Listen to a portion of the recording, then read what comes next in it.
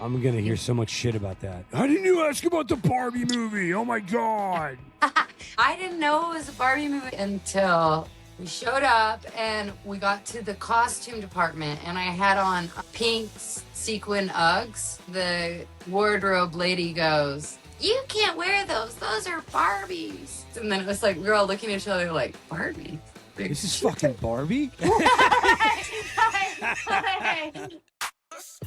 It's the Sk8 Like You Podcast, hosted by Mark Vachon. We're talking life in and out of the rink with a new skater every week. What's going on, everybody? Hey, it's Mark, Sk8 Like You Podcast, Sk8LIKEYOU.com, and I am here. You already know, I bet, everybody, with Kim Manning, Spacequeen. How's it going, Kim? Hi, everybody. So happy to be here on Sk8 Like You. I am super stoked. I said I posted, just something to everybody today, letting everyone know that you're going to be on. But I literally was, as I was typing a little blurb, I'm like, I have an amazing problem, which is how am I going to cover such a massively expansive career and skate life in one episode? It just is like, oh my goodness. Is it kind of like a blur when you look back at just, let's say, like the last even 20 years? Absolutely. It's absolutely a blur. And I'll go hang out with like friends of mine from college or whatever. And they'll be like, "Hey, you remember when we hung out with you on the national lawn when you were singing with George? And do you remember when you did Red Rocks?" And I'm like, I did. I don't even I don't even remember the things sometimes because it was just like sort of trying to survive. I think most of my life has just been like trying to just get through it and get to the next. And it is a bit of a blur. Well, here's one thing I can attest to. So what I told you, I'm from Massachusetts originally, grew up in New England. I used to work at Great Woods at Tweeter Center in Mansfield, Mass. And a buddy of mine, his dad was like a roadie for multiple 80s bands and in the heyday of hair metal and all that. And he got us this gig where we got to help roadies all summer long for every concert that came through. So in 97, Smoking Grooves and George Clinton, Parliament Funkadelics were on that. And let me tell, oh boy, that was a fun one, man. I can't imagine the shit you were getting. Now, you said that was 97 or 90? Yeah, 97. I don't know when you were doing it with them. I joined in 2000. So that was about the same band. That band that you were hanging with, that's the band I joined. Whoo, man. As a team. Let me tell you, that whole from tour. Oklahoma.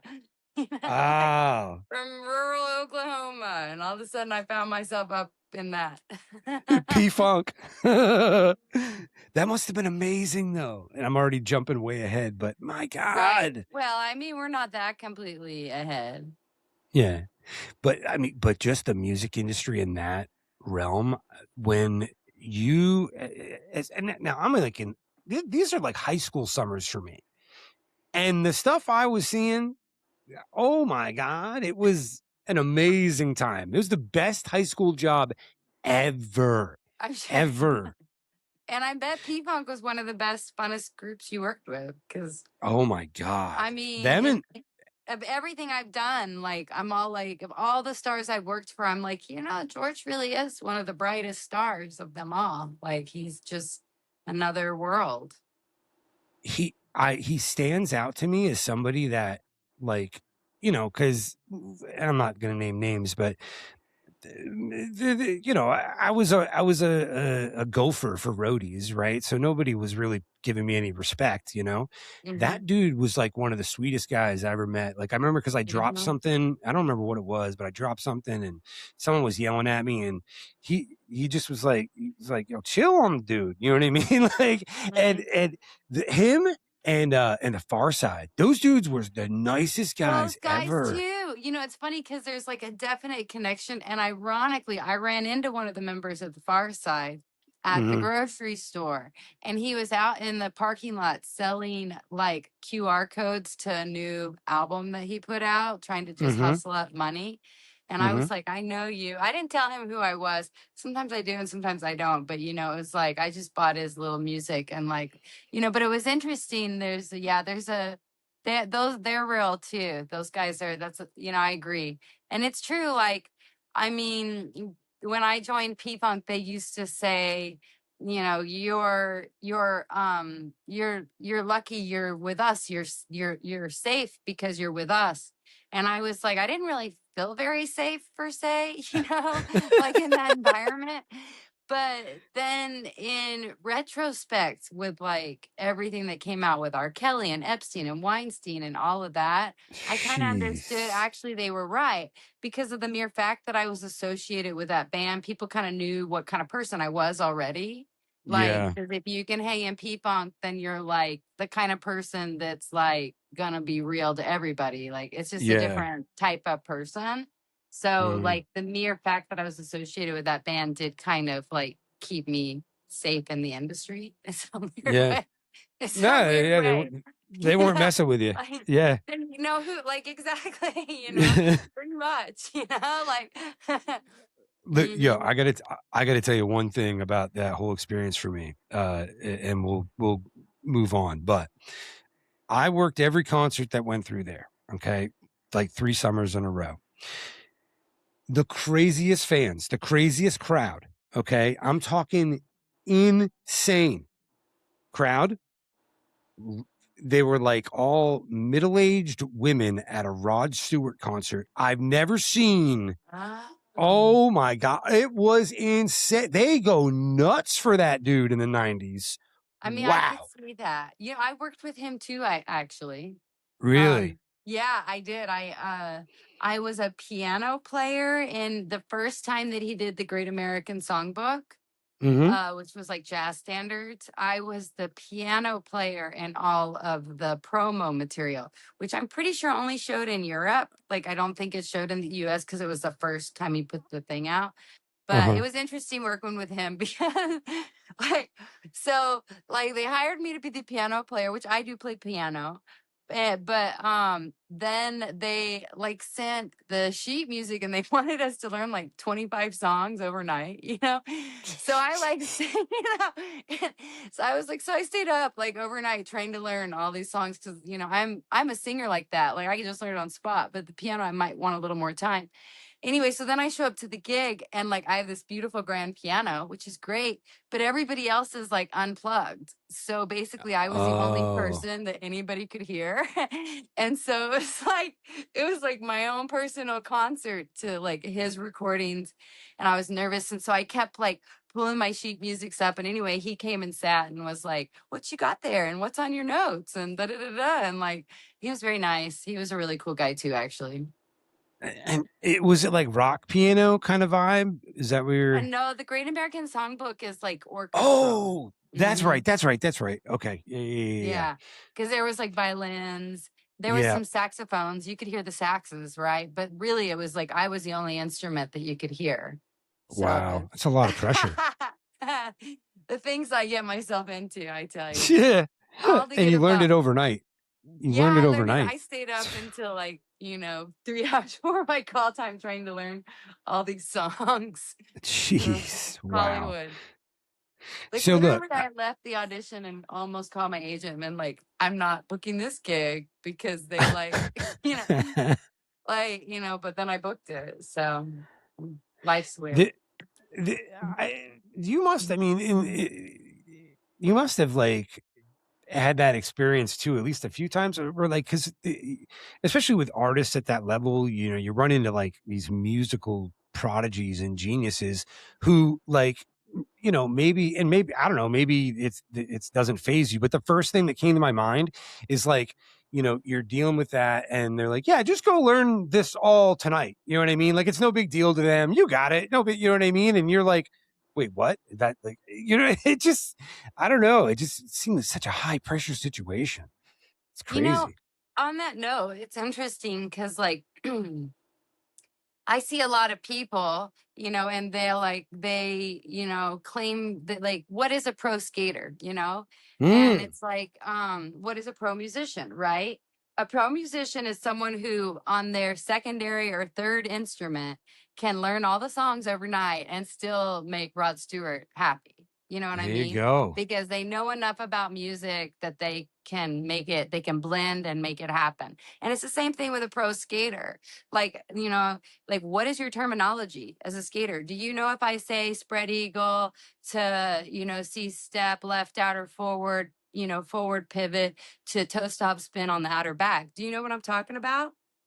Yeah, Because that's yeah. what, to Well, me, a pro skater would be, right? You know what I yeah, mean? Like, it's yeah. like the same relation. And I think you're right. And, It well, does and you take a got lot. and you got those session heroes. You know what I mean? These people that nobody knows their names, right? But they show Hmm. up to recording sessions and just bust out amazing work for some of the biggest artists in the world. I always think of Randy Rhoads. You know what I mean? Like, that's the name I always think of. But What was that let's. documentary about that? Um, the oh, it's so good. It came out like Oh, maybe he's like 10 his years hired ago. gun or whatever, right? Isn't that Yeah, what it but there was was? a, I'm thinking of the documentary about, I think they were the Stax guys. I'm not sure. Was it the I'm not sure. Stax rhythm players? I forget. There's a really good documentary about, it may even came out 15 years ago. I saw it though on Netflix, roll back up, about Yeah. those guys that were like the background guys, and they could just play, any style, anything, And I feel that Hmm. way as a singer, honestly. People can call me in for country to opera to hip hop, and like, you don't even have to, just play the song and like put me in the studio, right? And I'll know my part, Hmm. like, but that's 15 years That's a touring pro. with George Clinton, right? Yeah. He's But that's absolute pro. Yeah. I yeah. mean, like, just because look, the other thing is too is that they're not looking to mess around. Like, they got to get it done, right? So they need to know that everyone that comes in there has got their thing down. They like everyone. It's that thing of like the team functions when every individual knows their role inside and out. You know what I Get in mean? where you fit in. That's what we say Hell here. yeah. Get in where you fit in. And it's So, true. And, like, as an opera singer, my background was in opera. Like, I'm both as a skater and a musician, I'm classically trained that kind of works outside of the classical world, right? mm, So I come in with these like crazy high notes. I remember this one time, I was recording with Bootsy Collins actually, and like embarrassingly enough, I couldn't get my super high opera notes to blend well enough in with the recording, And oh, he's like, I don't have time. We got to turn this in, right? Since then, I actually learned with those notes, like what I actually do for the most part when I'm recording those notes is I go to the other side of the studio and I sing into the wall, and then the mic picks up. Like, so if I was you, I would turn like the around reverb. backward. Yeah. Yeah. And that way it blends, So I've had to learn, that was when I was first new. So it was like, that's another aspect. It wasn't that I couldn't sing. It was that I didn't know how to use the studio, and my voice having those super high notes was like, it took George was obviously the one that, well, actually, to be fair, it was Gary Scheider. Gary Scheider is the one that taught me, that figured out the Kim go sing against the wall trick, And so that's actually how I do all my high notes in any recording session. Maybe sometimes with hip hop, I go straight to the mic because those engineers are very like digital, and so they kind of can like, they'll be adjusting it and putting it through 1,000 things anyway. But if I'm working with like someone that's 30 plus and I'm doing opera notes, I'm probably going to go to the wall. Get Kim. She can EQ herself, literally. Like, Yeah, pretty much. that's crazy. That's awesome, though. So look, I've done every single episode I've done. I've asked everybody one question, and I've got to ask you that question. Do you remember the first time you ever skated? No, I don't. It's cool. I don't. I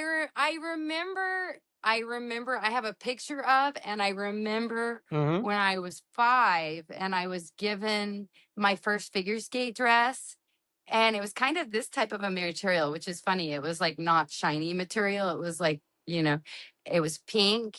And my sister had a matching red one, and we got matching carnations, and we got 5 classes. So that was the first time I was gonna, that was a time that I became a figure skater. And it was literally to this day, there's never been, I almost crying. It was like one of the best moments of my life. And I do remember that. So I remember 5 on, but I don't remember. I apparently started when I was 2. So I don't remember 2 to 5.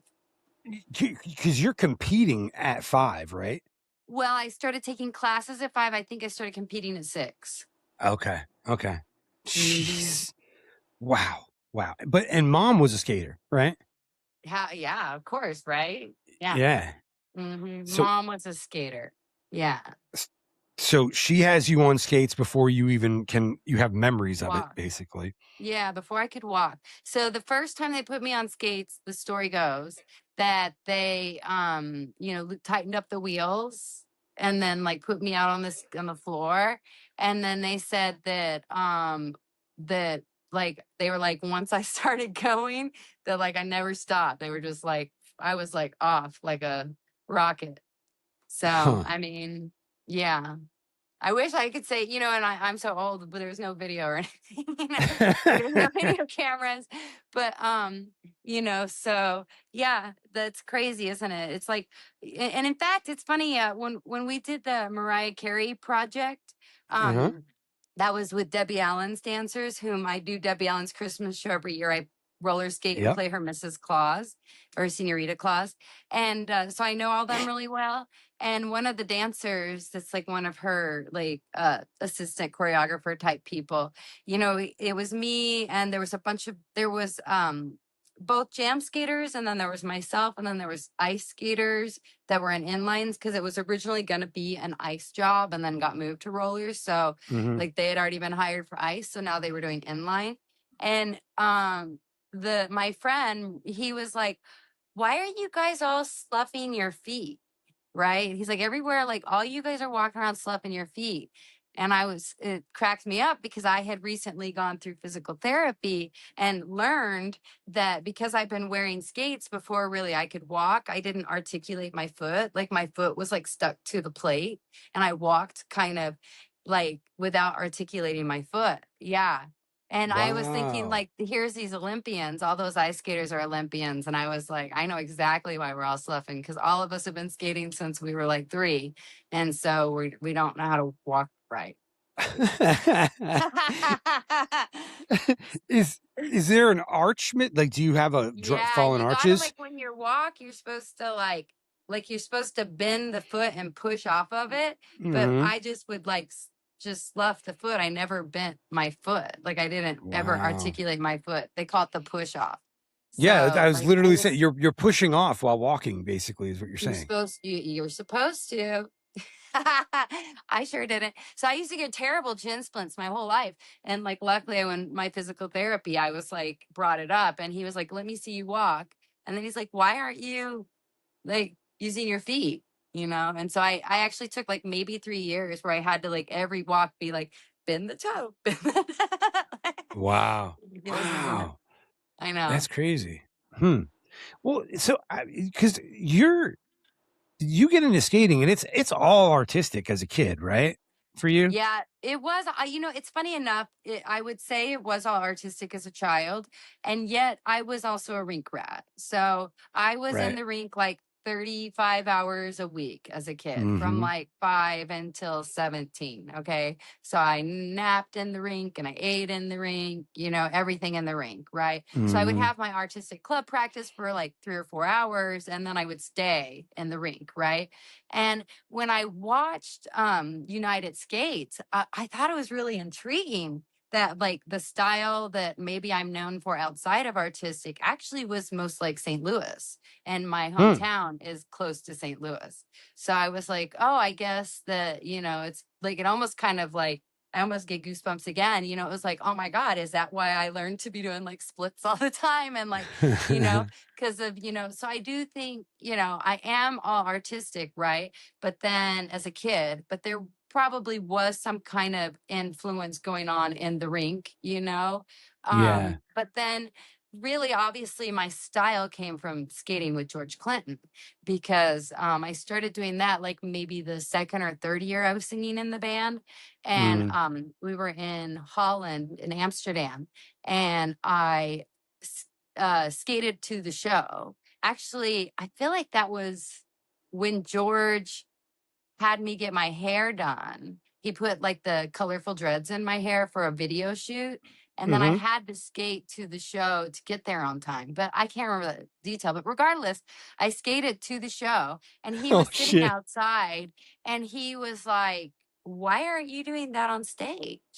And I was like, as an artistic skater that, was never a world champion, I was like, oh, no, no one wants to see this crap, like, Right. and he was like, no, they do. He was like, they definitely want to see that. And I was like, really? Yeah. And he's like, yeah, you need to start wearing those on stage every day. Yeah, And he's like, so how are you not aware that 99% of the world doesn't know how to do this? You know what I mean? I So know, I know. He just looked at me. I'll never forget. He was just sitting out on the stunt, like out on the curb, literally, and he just like looked at me like how, like, what do you mean people don't want to see that? He was like, they definitely want to see that, Kim. So. But that's the weird. I mean, if I don't know if you had any art skaters on here, but we're all kind of like a little messed in the head, because it's like, we're trying to be Olympians, we're trying to be world champions, and like, if there's such an elitism in our sport, which I hate, Oh. but it's like at the same hand, you sort of buy into it. And the thing is like, within our sport, realistically, that elitism comes like at a financial barrier, Yeah. and where I was at, I was what they called sophomore. So like next I was to move into junior world class, right? And I had already won my region, right? I was to be moving into what they call the world class.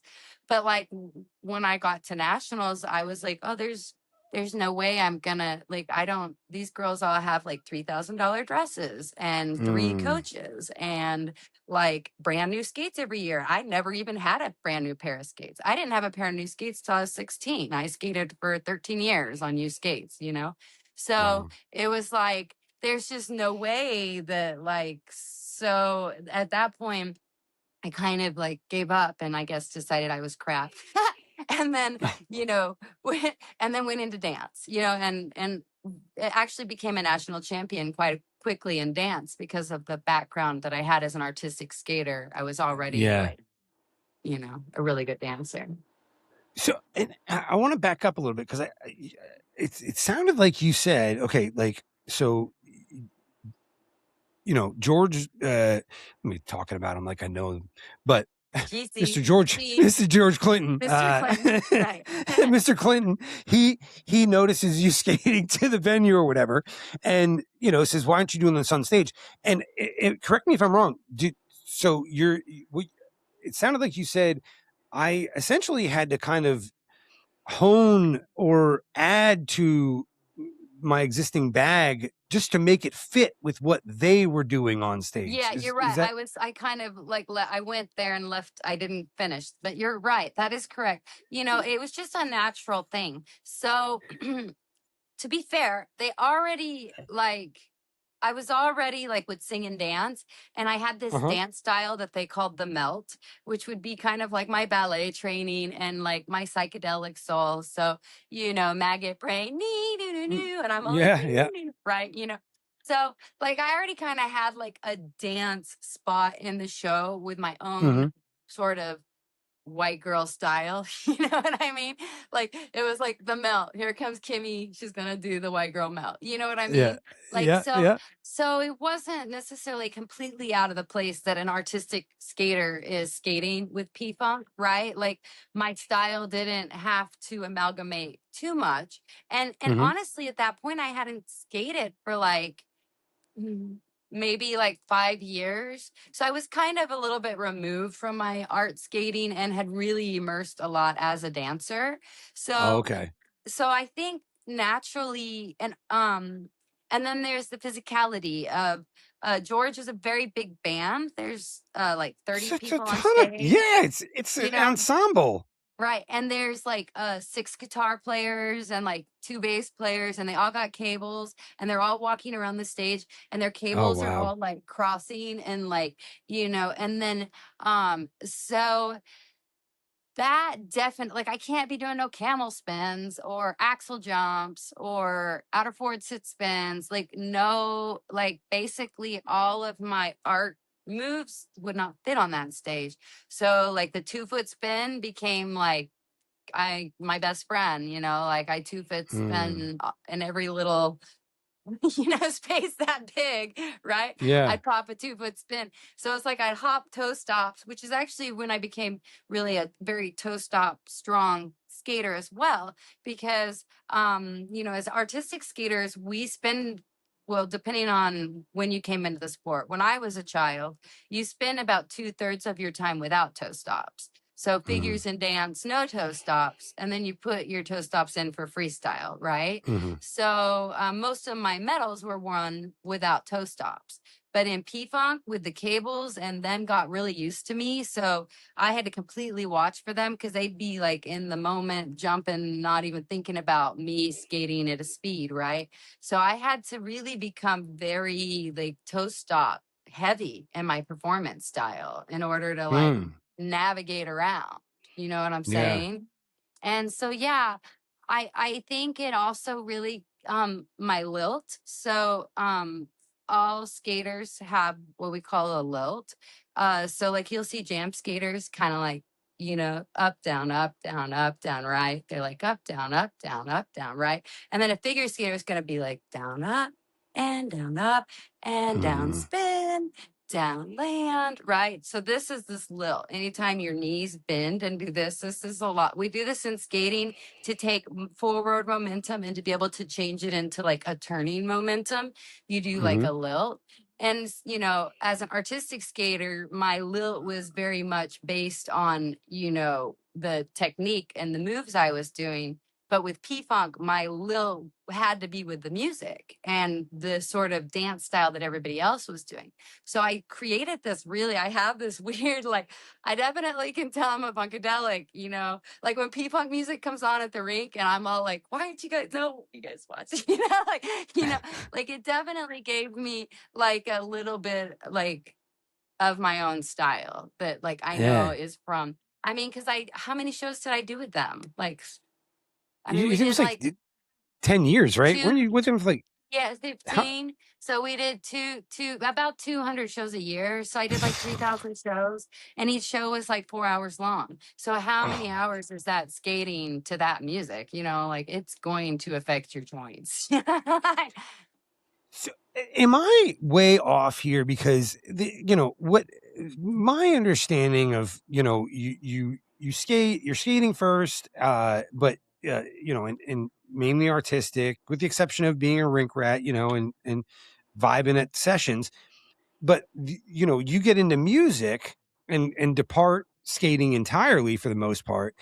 Are you almost because it seems like I mean, obviously, it was what you're doing on stage with P Funk that kind of gets you back on skates. Are you telling me that basically it was a random conversation that George saw you skating to the venue that kind of put you back on this path, right? Where he was like, "Hey, what the hell? Why don't you just come on and do that on the stage?" Because Yeah.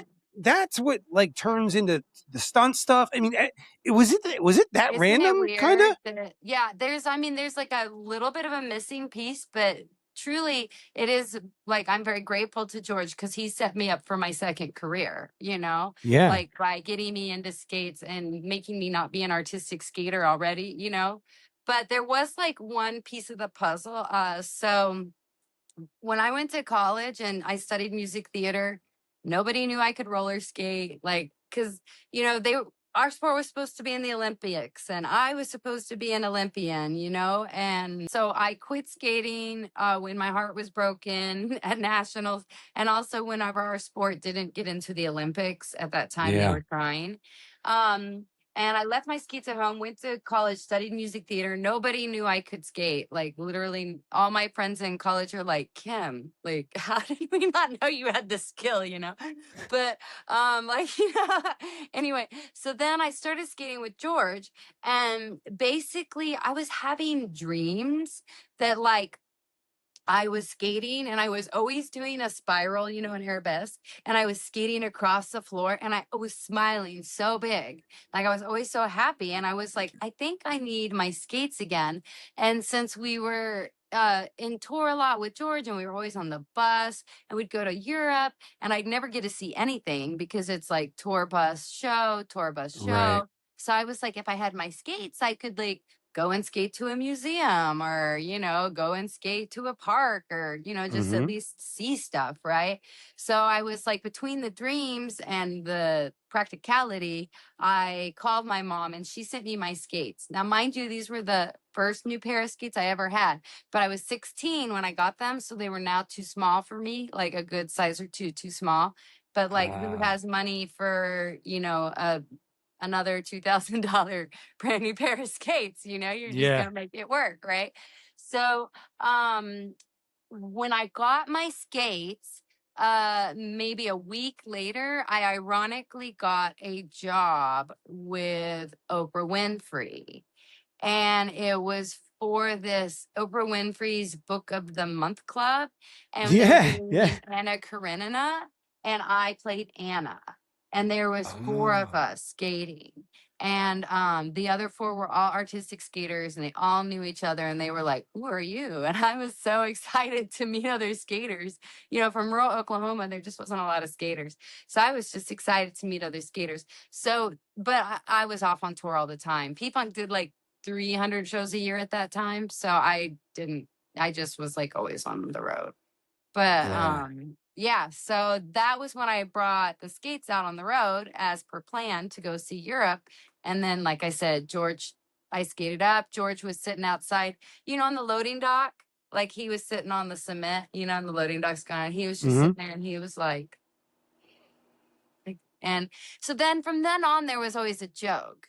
And it was, Kimmy, go put on your skates and do it. So this started like there's like little like dance moves they do, you know, and they all like do the moves, whatever, you know, and I'd be doing it and being cool ballerina, you know, trying to be cool, you know. And so it's like, Kimmy, go put on your skates and do it. Right. So it was like, it was practical at first. Like I did actually look better than ballerina Kim doing like these kind of cool hip hop, P-Funk type moves with my skates on. But then it became like a joke. Like if I was trying to sing a note in the studio and I wasn't getting it like with the exact feel that he wanted, he'd be like, Kimmy, go put on your skates and do it, you know? So it's like, so now in my head, it's always like, Kimmy, go, you know, if I'm not getting it, I'm just like, Kimmy, go put on your skates and do it. That's what happens when you learn how to skate before you learn how to walk. You know what I mean? That's it. I mean, that's the reality is that I am better in my skates than not in my skates. That's why I do everything with my skates on, you know, because I'm better that way. It's like, I drive better when I'm drunk, you know, that kind of thing. I mean, but it's really true. You know, it's like I'm just a little bit smoother. It's like, Yeah. you know, like I'm just a little low key better. I'm not saying I can't dance, but it would look better if I put my skates on. Is there, what aspect of entertainment have you not been involved with over the past 20 years or something? I always was like interested in singing, dancing, and acting, you know, and then you did stunt work too, right? right. So then I got into doing trapeze and contortion, and then that led me into stunts. Circus, right? Yes, right. Yeah, I got into the circus right around the time that I quit Parliament. I just had this feeling I wanted to fly. Oh my God, I remember this. I had this delusional idea. So sometimes in P-Funk, the stages were like so small that I couldn't skate around much. So I was like, if I had a trapeze, then I could like, you know, skate in place a little bit more, you know, and now I know that actually wouldn't work because it actually kind of takes more space with the trapeze. But regardless, That's kind of like actually, and I just kind of felt like I wanted to fly. And I think that the truth is that like I wasn't, Olympic level athlete that like had like was just on the road singing and skating around for a good decade. And my body was like, hey, athlete. Yeah. So so I started working training at the circus school and learning trapeze and lyra, and then that led me into contortion. And then from there I started working for a circus, Lucent Dozier. And Dream, the leader of that circus, she showed me a video of like 1930s people doing the skate act, the duo skate Mm-hmm. act. And like it was all black and white, like Mm-hmm. Chinese acrobats kind of thing. Mm-hmm. And I was just like, you're right. I need to do that. And it was a good 10 years later that I found Trey, from the time that I saw that video and like knew it's what I wanted to do. And then when I found Trey, it was around the time I was starting to leave the band, and I was living in LA, and I was working as a background actor because of a woman in my yoga school, Jessica's A-list, ran a agency, and she booked me on a Apple iPod commercial, and Trey was the choreographer. And I Okay. was like, that guy can skate. He's taller than me. That guy could do it. And I remember I went up to him and I was like, hey, like, have you ever blah, blah, blah heard about the stunt act and this and that? And he was, now I know Trey better, but like Trey's very focused, anxiety kind of person. So he was very focused on the job and kind of like didn't have time to discuss it with me. But Mm-hmm. then there was this old Navy party there, and I don't know, because of my music career, I was already an influencer, I guess. And so they invited me to it, and Trey was there, and that he saw me skating around, and he was like, hey, like, have you ever thought about doing stunts? And I'm like thinking, the thing I asked you about 3 months ago. Yeah. But Yeah. anyway, so that was when him and I started working together. And that was when it all made sense. Like, why? Because there's no reason after a career of music. Like, I don't know. Like, and sometimes I wonder, like, if I had not left my music career, would I, like, if I had not kept hopping careers, would I be more successful? It's like, why am I doing all this work when I could just be singing? But Yeah. when I met Trey, it kind of began to make sense. Like, oh, that's why I learned how to be a trapeze artist and a contortionist, because immediately I was already ready for that act. Yeah. Random question. The Apple commercial, is that the one that Kyle was in with Push? Were you in the same one with Push? No, this was probably no, definitely not. And probably before Push was like more popular, because this would have been like maybe 2015. Yeah, because I'm trying to think of the other Apple commercial with There the and there skate. was another one that I had auditioned for maybe like 2005, that they were like Mm, all shadow people. I don't know if yeah. this came out, to be honest, because I don't think this one maybe came out. Maybe it did. I was just background, because the leads were all people that were supposed to be children. And if you don't know, children in Hollywood means like you're 5 foot and under. Like it doesn't matter if you're 50. It's like, it's about Yeah. your height. So I was definitely like background, not going to be a kid because I'm tall. But They got a thing for that silhouette thing. You know what I mean? For that, yeah, isn't it? this. Because, when I first hit Hollywood, I was 18 and I looked really young, and every time I'd be like, oh, like 18 to look younger. This is me, I'm just 18. And they'd be like, no. And finally someone told me like, honey, you're 5'8". You're like too tall. Like, I Yeah. was like, oh, okay. Now I know. Thank you. Thanks for telling me. But also I grew up every show I watched with high school students, they were all 30 in real Right. life. You know what I mean? Yes, I know. I know. It's like it's a funny thing. Hollywood is more about like the way you look. than like, you know, what you are, which is like interesting on that note. Like when I started doing trapeze and whatnot, I actually got more jobs in Hollywood doing pole dancing because like I guess I look more like a pole dancer than I do a roller skater or a, you know, What does it's that even mean? well, exactly. What does that mean? You know, in artistic roller skaters tend to be shorter. Like I'm a giant, you know, like I'm a giant in artistic roller skating. Okay. And they tend to be shorter and like more so than ice. They tend to be like have more muscular legs because of the weight we're carrying around with the skates to do those Hmm. jumps and stuff. Right. So I've gotten a lot of jobs in Hollywood as an ice skater, right? Because I look more like an ice skater than isn't that weird? Gotta Yeah. hate Hollywood. Is do you kind of have a love-hate relationship Oh with yeah, I definitely yeah. have. I mean, you know, like I appreciate that you're bringing to light that I've like done so much work, you know, and it's true, and I'm very grateful for it. And I've done a lot of work in a lot of different things, you know, and there's like for like us old showgirls, right? There's like I feel like there's two type of people that like stay in the game as long as I do.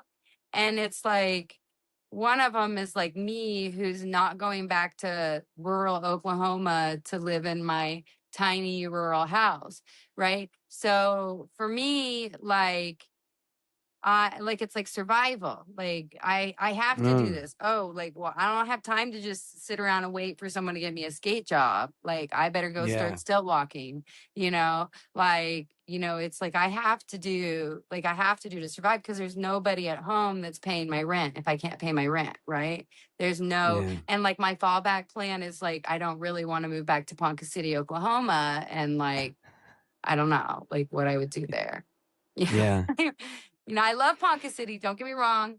I spent some time there and I love my hometown, but I just felt like all of my skill sets were like really unusable, like rock star, you know, stunt Yeah. skater, Roller you skating know? trapeze artist. Yeah, Like like there yeah. just didn't feel like there was I'm a just lot of not seeing that in the you one know, like in the there's just like not classifieds in a lot of Oklahoma. ads for any of my skill sets, you know?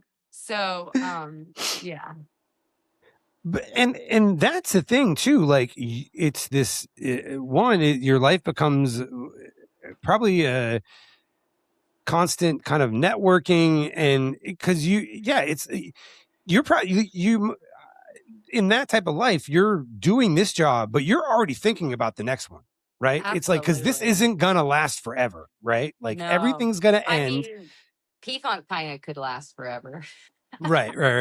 I could Yeah, have stayed in that forever, you know. But even yeah, that, like, you know, George's health now, he can't do but like 20, 30 shows a year. So as a side guy, that's not going to pay your bills. Right. So yeah. I did step out at the right time in regards to that.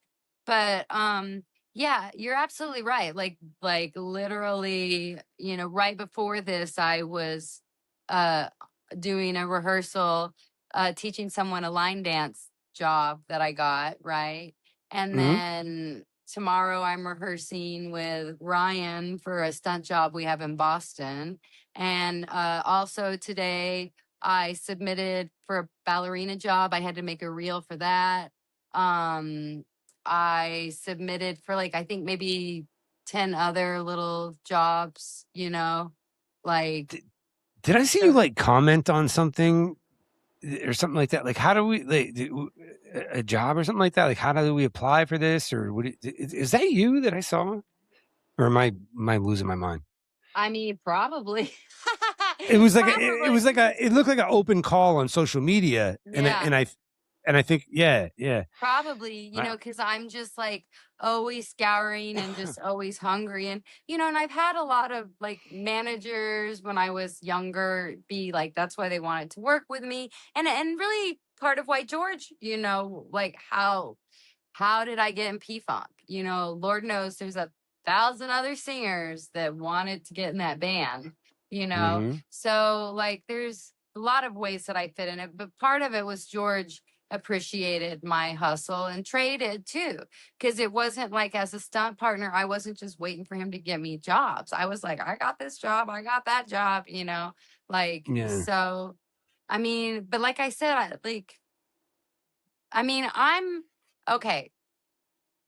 I'm not really into like screwing over other people to get ahead.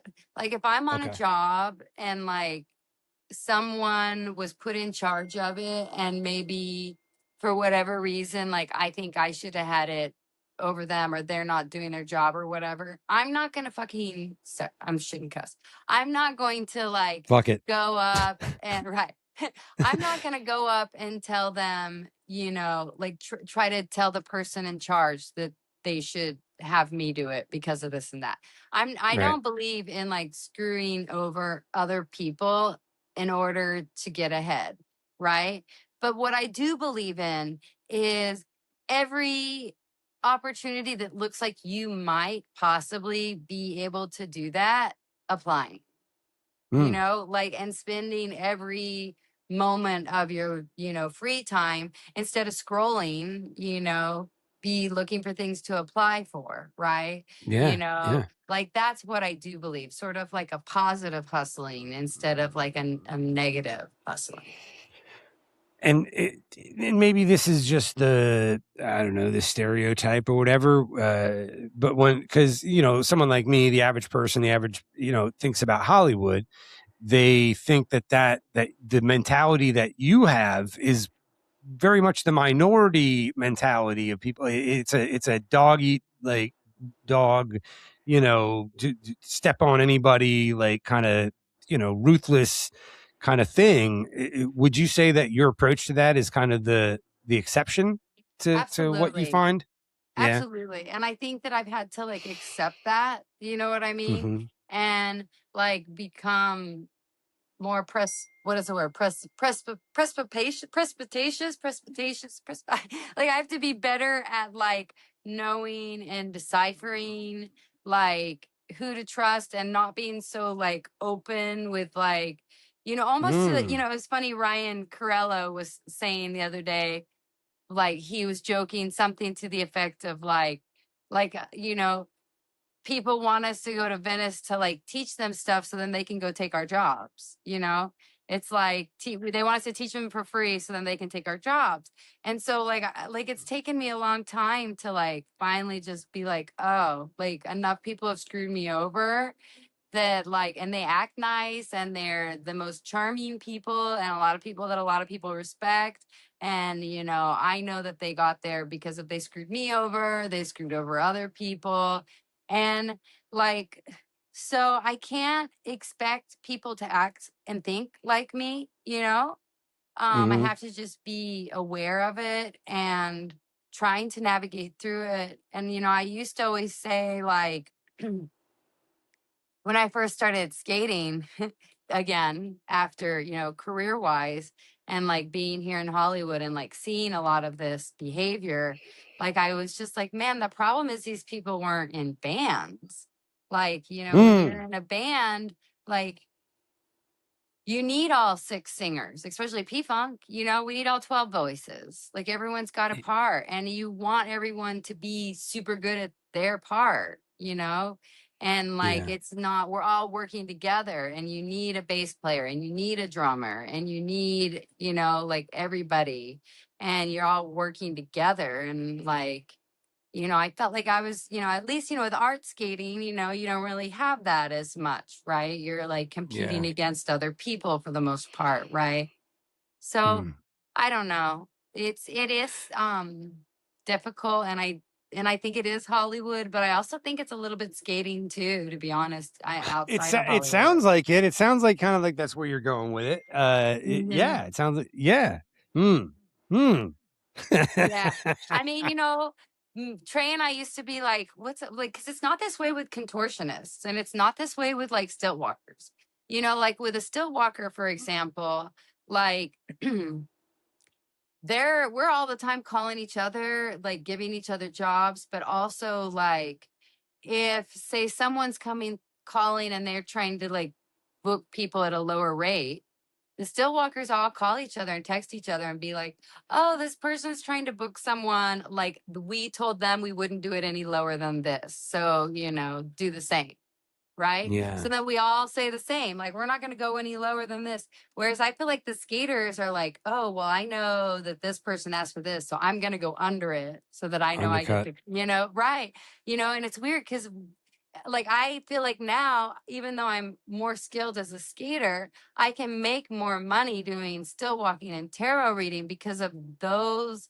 They unionized with each other and they were like, don't, hey, this person's trying to take the rate too low, just tell them an extra 50, just try to push it up a little bit, so we're all giving the same rate, so then they can pick who they want based on who they want, and then we're not letting the industry get lower, you know. Yep. And I don't think skaters are working on that level. Trust me, I get that. I DJ'd for years. Okay. Both as a mobile DJ and bar and venue DJ, like private and man, let me tell you, undercutting, you know, I lived through the era of the Craigslist DJ, you know what I mean? And that just, yeah. And unfortunately, you know, especially, and it's different too, because, you know, you're talking about casting agents or booking agents and stuff like that. You know, I'm talking about the average Joe hiring somebody and, you know, but even so, trying to get people to understand, like, you get what you pay for kind of thing, you know, too, so I definitely understand that whole thing. It's interesting too. Cause like it's what I love about doing this now. Cause yeah, like out there, it's so funny how just even skaters just being out there, it kind of like almost, they absorb that kind of Hollywood mentality of like this kind of, yeah, like Feels every, like it, right? yeah. But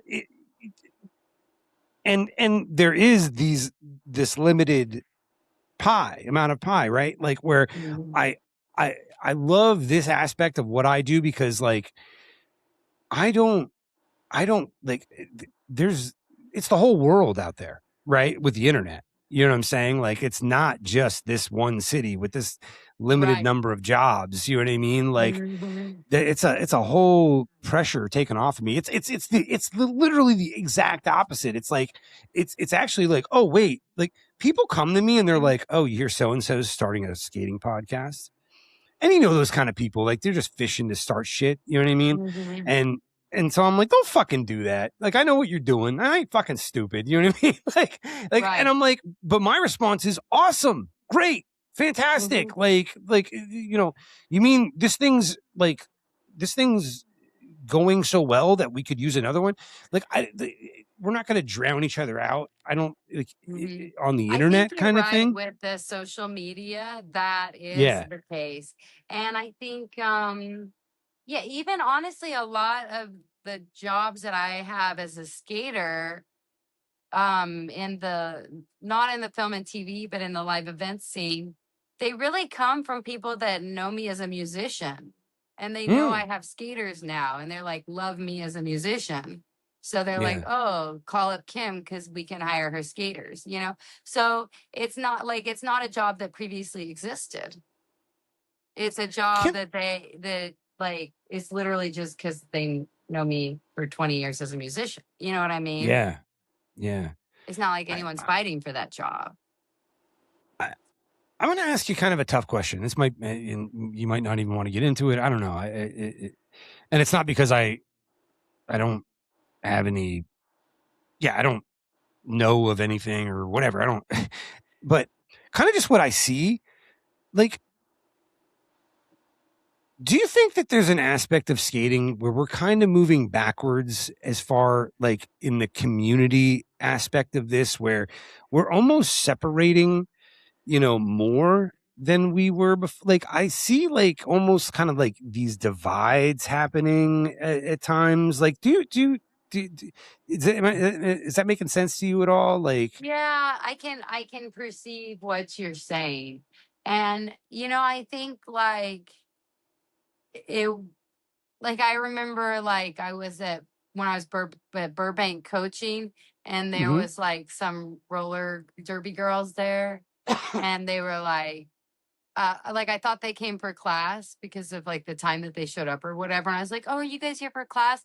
And they're like, oh no, we're roller derby girls. Like there's nothing you could teach us. Like, and I was just like, like it's still skating, like as an Yeah. art skater, like I'm just teaching a 300 old technology, even older, right? This is just like Mm-hmm. ice skating, like way up in the Nordic countries to go see grandma, right? For like Yep. 1,000 years, they figured it out. If you get over Yeah. the foot and you angle your hip, like it's going to get you faster. You know what I mean? It's just, I don't even think of it as like, it's like the technique of skating. And, art skating is like in the roots of like all skating, all skate Mm. styles, you know, um, because it's been around since the 1770s, Mm. so it's like, it influences, it's not like there's everything's created its own style out of it, but it's like it's still just like skating, Skating.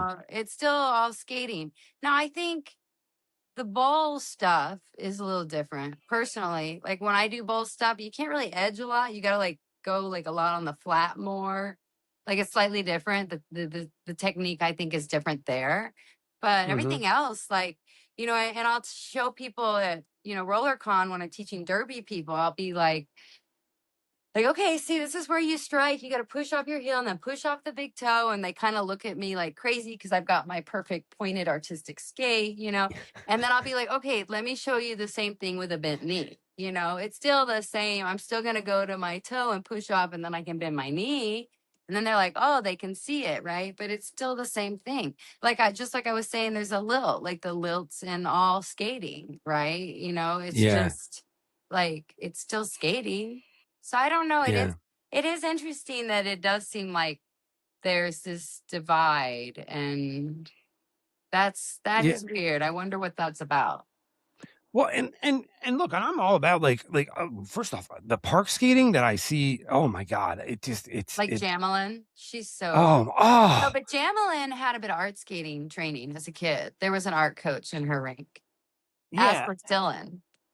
Yeah, and so I'm not really talking about like how different styles are happening or whatever, but like, yeah, I just sometimes, and but you know what? A lot of this is because I can get caught up in this dumb shit too, where you see like just stupid stuff on the internet, and it tricks you into thinking that this is the majority, right? But it's not. It's just it's the minority bullshit and negative noise that gets pushed to the front of the line.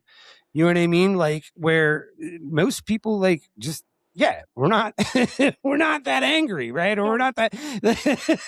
Well, I But just think like I feel like skating is so fun and cool that you have to be careful to not fall in the trap of trying to own skating. oh Like people be like, oh, I invented this move, the Tarantino. And art skaters are like, you mean shoot the duck to cannonball, turn, right, shoot the duck. Like to us, it's yeah, like, that's just, fundamentals you put together, right? You didn't really invent anything new, right? Like, so I feel like trying to be like the world's famous female skater, right? That's like a losing mentality, yeah, like you know like no one, like you can't like own or like honestly like even trying to pioneer skating at this point, like it's like, are yeah, you really pioneering something, or like you're probably not. yeah. Chances are It- you're not, no, like no. chances are you're not, Yes, someone's done it. Someone's done it better. Someone's done it worse. You know what I mean? right, that's it Everything comes from precisely. something. You know what I mean? Mhm. Like Right. it's yeah. So man, it's crazy though. Like I look at like kind of like your, I hate to use the term resume, but like, and I'm just like, oh my God, like, did you're okay. At what point in your kind of your career, I guess, was there a point that you can look at or a time that you can look at where you can say, okay, this is what I'm going to be. This is how it's going to be. Like, I'm going to be doing this. I'm doing everything kind of thing. Right. Like, cause at one point it seemed like you were very music focused. Right. Right. Yeah. Right. Well, because they So told me, they were like, you got to focus, right? on one thing, right? Yeah, they said you can't be an actor and a singer, because I was kind of both at this, and dancer actually at that time too. Although I was injured coming out of college, I had had a really bad sprained ankle, and actually, to be fair, like I've since learned I have rather serious disc degeneration. So like and I've had that since I was a kid. So there's been times in my life where I guess you could say I dealt with it better, or different things were affecting it. And I had gotten injured really badly in college, dancing. And so I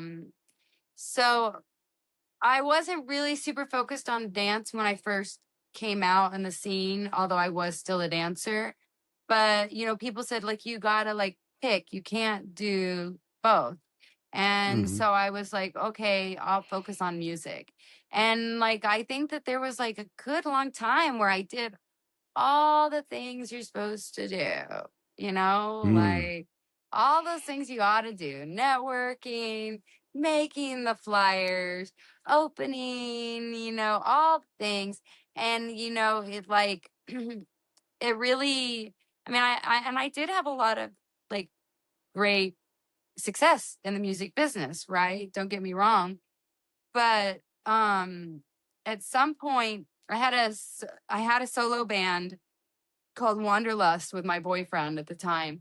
And like he had gotten all like eyes on the groupies, and like didn't no longer want to do any funk music. And uh like I was just like, kind of like discovering my fame kind of thing. yeah, Kinda, it. That's exactly it. that whole And cliche thing.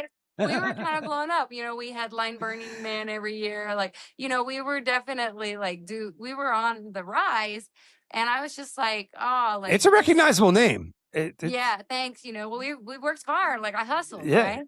But Yeah. and so it was like, at that point, it was like, when I saw how easy all that could just like sort of fall apart, it kind of broke my heart about the music business, and like in general. And at the same time with P-Funk, I was also really recognizing, like, that movie 20 Feet from Stardom came out. And it was about like some of the P-Funk singers were in it, actually. They also were in Talking Heads. So they represent Talking Heads in there, but they actually came from Such a P-Funk. good movie, first of all, Such a for good anybody. movie. And I was Check like, it oh out. my God, this is me, And also George, his health wasn't doing good. And I was like, I could see, I didn't want to just be there to witness all that, and what am I going to do? And so it was like, honestly, my heart was broken from the music industry. And whenever I broke up with that person, it was like so hard for me, because it was like I broke up with the music industry. And I still to this day wish, like, I feel like I'm best at singing. I'm a good roller skater, but I think I'm definitely better at singing and songwriting, you know. But like, it was like my heart was broken. And around that time, like I said, I had started doing trapeze and whatnot.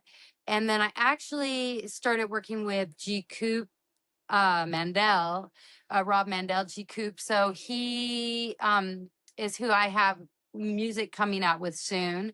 And he did that song Bad and Bougie. I don't know if you remember, with like Los Migos back in the day. And then since then, it's like with him that I've done Atmosphere and Common, and I did Future with him as well. Yeah. So, because he's pretty deeply immersed. So, like, I really thought, okay, I'm going to work on my solo career, right? Like, I found my producer guy, and I still think that way. I love you, Rob, like him and I still to this day work together. Like, I was like, I'm going to do my solo career. It's fine. And then it was weird. It was like I met Trey, and then we started doing the Stunt Act. And then all of a sudden I was a roller skater.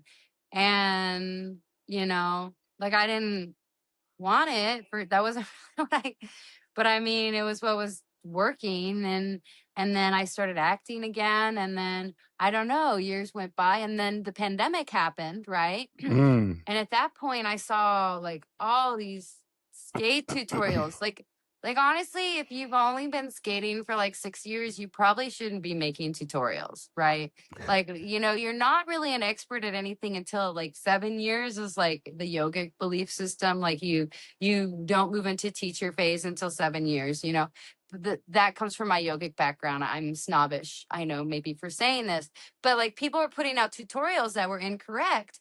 And I was like, oh my God, like I have to help people, you know? And so I just started putting out tutorials really to help people.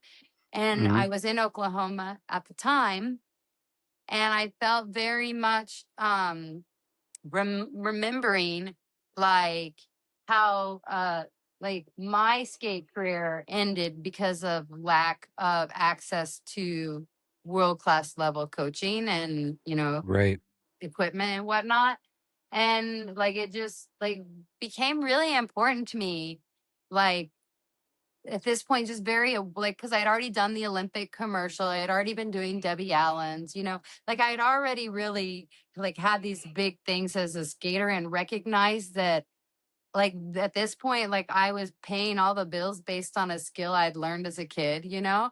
And it Mm-hmm. felt really important to me to like share that with everybody. Like I just, you know, like I did, like I know there's not like art coaches everywhere, right? So how do I, so social media just became like sort of a gift. And it was like every morning I would just wake up with like 10 ideas of how I could like, you know, use my old engineering. I studied engineering in college too. So it's like, that's why I have all the axes and the lines and, you know, so it was like, it was really, and my mom was filming me, and we'd wake up. It's so hot in Oklahoma. So we'd wake up at like 5 in the morning, and then we'd film until like 8 in the morning when it got too hot, you know, and like it was like a really, I felt, and that's when I made Skate Like a Pro, because I Yep. felt like that was a program that, you know, like, because people want to learn a waltz jump. Like, if you want to learn a waltz jump, you want to learn an axel, like, you know, like you can if you do my program, you know, instead of having to like, I don't know, move to a city that has a art coach or learn from an ice skater and try to correlate the differences, you know. I don't know. Yeah. Was there a little message in the name of Skate Like a Pro, where you know, especially because look, and I respect your opinion and everything, as far as you know, the amount of time or experience somebody should have on skates or doing this before they start teaching, right? Was there like some meaning behind that, like this Yeah. is where you can come to like learn from a pro kind of You thing. know, ironically, it's sort of the opposite. Okay, So okay. I named it Skate Like a Pro because, you know, I saw someone was talking the other day about like elite skaters are jerks. And I commented, I was like, yeah, they're such jerks that they're going to say I'm not elite enough for commenting on this, you know, to even comment on this, you know? And like, it's true. Like, uh, you know, when you're dealing with like elite skaters, like I I quit it. I didn't go to junior world class, right? So in their brain, I shouldn't be coaching or teaching, Mm. because even though I skated for 15 years as a kid and won regionals and state championship over and over again, I never was a national champ. Well, now I'm a national champion. Now I can't say anything, I guess. But you know, like I'm still the same skater though. But you know, like, but ironically, so I actually named my program Skate Like a Pro because of like feeling that I couldn't say skate like an artistic skater, because of all the art skaters would be like, oh, well, you're not USARS certified. I am now a USARS coach, but at the time I wasn't, you know, like it was actually Mhm. the opposite. It was like, but I am a pro.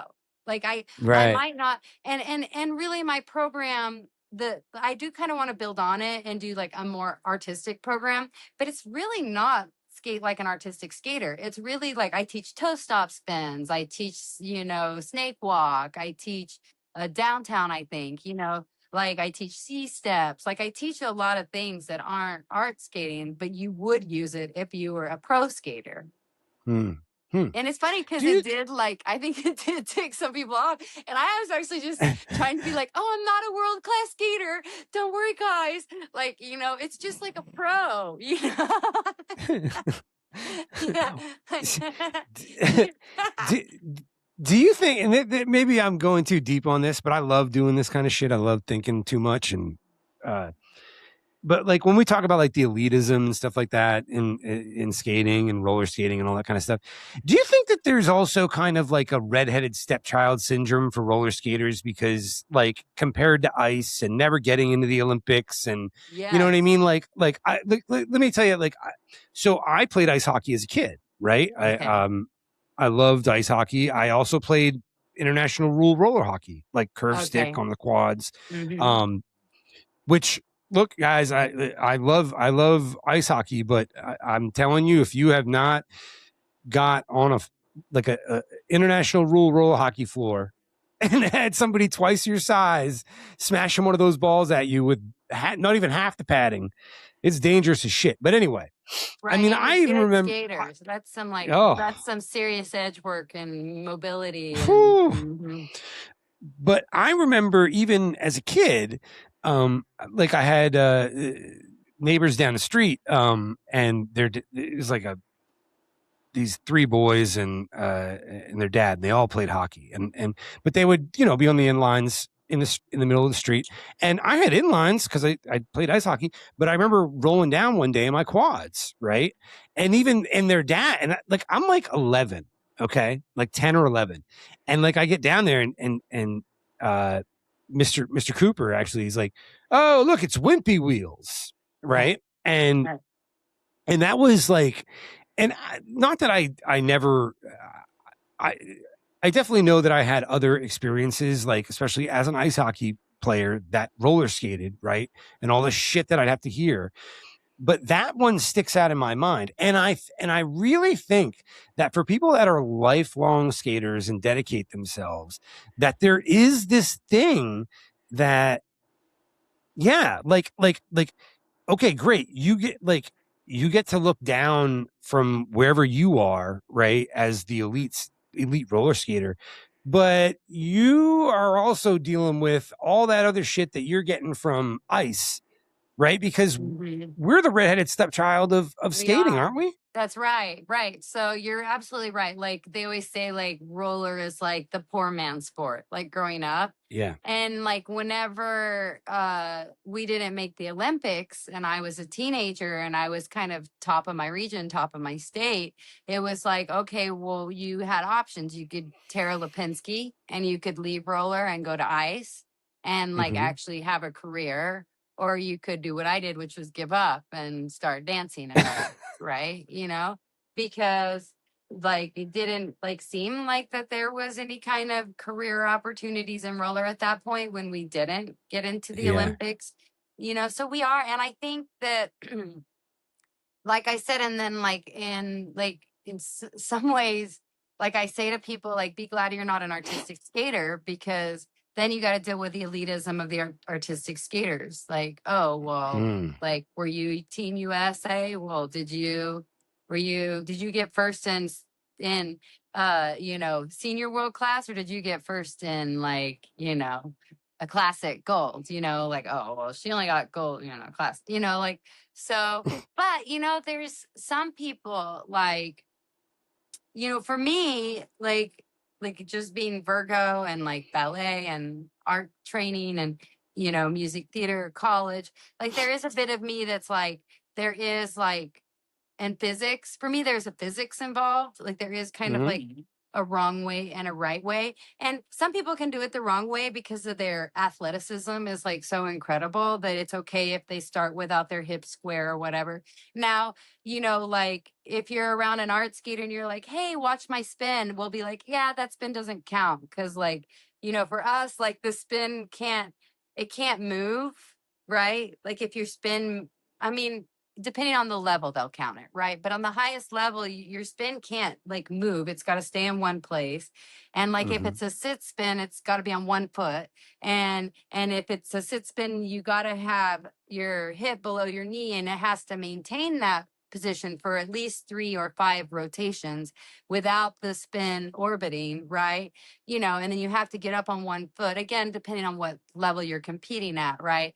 Like the rules are stricter or not, but like, so like there is like this inborn like, you know, and it kind of messes us up, right? Because like I go to do a like outer forward sit spin, and I like do a really cool spin, and everybody's like, wow. And I'm all like, afterwards, I'm like, because I know I didn't quite like hold it 3 rotations all the way down, you know? So like, it's sort of like, you know, like there's like, it's problematic in its own way, you know, we're kind of, that's why I say art skaters are a little messed in our head, you know?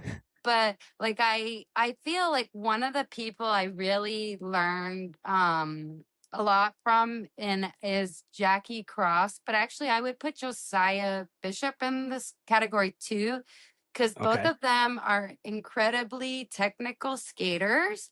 But I've seen them both be like, oh, like I remember when Josiah introduced me to Jason Costa, and he was like, oh, Jason's really good, blah, blah, blah, blah, blah. And Jason was still kind of a newer skater at that point, you know, but like they really kind of, both of them really showed me to like be like, because they're like on the elite skating level, they're both Team USA, you know, like, but they were they're very like good at just being like, look at how cool that looks, Kim. And I'm like, you're right, that does look cool, you know? So, you know, it's important to not be stuck, I guess, in any one rule set a little bit too much.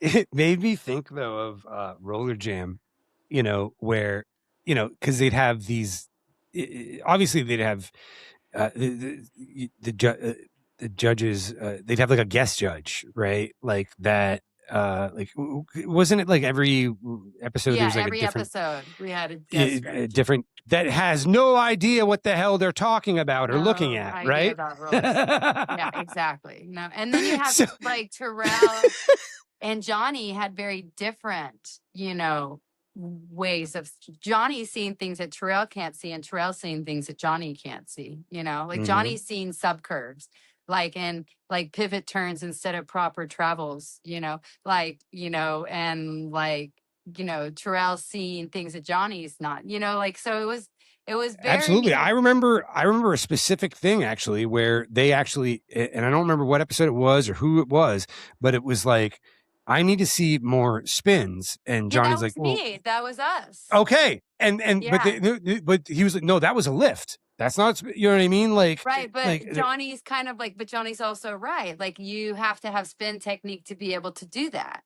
But also I exactly. know where Terrell was at, because Terrell was correct. And you know, there was complications in my team in regards to, so when I put together my team, I really wanted us to be a circus team. If anything I learned from Trey, people really don't care about artistic skating. They don't care about your super clean turns. They can't even see it, but they do love a really fast 2-foot spin, and they really love to see someone like flying in the air, right? Especially as a form of entertainment. If you're doing a Yeah. TV show to entertain, we got to dumb it down. Entertain.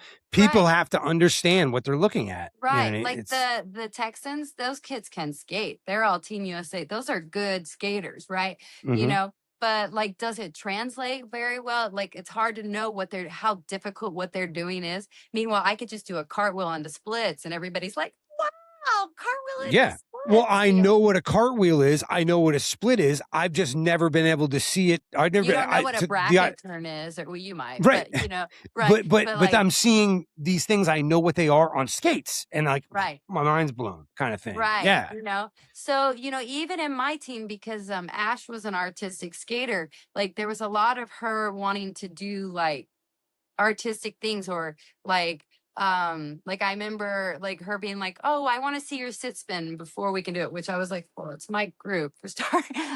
But like, secondly, like I could also see like, it doesn't matter, Ash, like no one cares if the sit spin is perfect in this, like the mere fact that I'm doing an outer forward edge, like, which is a cool, like, people are not used to seeing that. Like, it doesn't matter, you know? So like there was like, it was really like important to me that we did not look like art skaters, even though we are art skaters, because I just think that that's just stuff that doesn't read. And, you Yeah. know, when Terrell said that, it was very music to my ears, even though I agreed with Johnny. I also knew Terrell was right, because we, at that point, had not put any spins because there was a concern that the spins would not be, you know, USAR's competition approved, right? Yeah. So Yeah. once that kind of was thrown out the door, like Terrell did, and you know, it's funny because like I at one point did do a camel spin. They edited it out, but Okay. life, right? And I was right in front of Johnny, and it was like, oh my God, that was, of all the things I did, that was the most nerve-wracking thing for me, was to have to do a camel spin right in front of Johnny, because he knows if a camel spins in my correct position, or if I'm on the edge, or if I'm doing 3 rotations, or, you know, Right. all the things, right? So Where you you know, could blow the minds of every single person in that studio, in that audience. You could get a million comments on social media about how amazing that was, but you know, there's one person that can break, like, if it, you know, could pick out that one thing, go, that was bullshit. You know what I right. mean? Kind of That's thing, why right? it Like, kind of sucks to be an art skater in some ways, because it's like, you know, that's why my program, Skate Like a Pro. It's because it's like, I'm just a pro, guys. I'm not saying skate like an Olympian, you know? right. Like, you know, like, it's like, yeah, it's true. It's, but this is where, like, I've had to really learn to embrace, like, with, you know, what I'm seeing, like, in the recreational scene, you know, and it's like people will spin and fall, and then they'll just make that be part of it. And it's like, okay, like, that, like, embracing that. And then also the other bad habit I have from being a figure skater, and this translates in everything I do, dance and everything, is like, I don't know if you know, like with figure skating, but we'll be like, you know, whatever, move, pretty move. And then we like get like cross pull, jump, right? Like before the jump, we kind of go into this like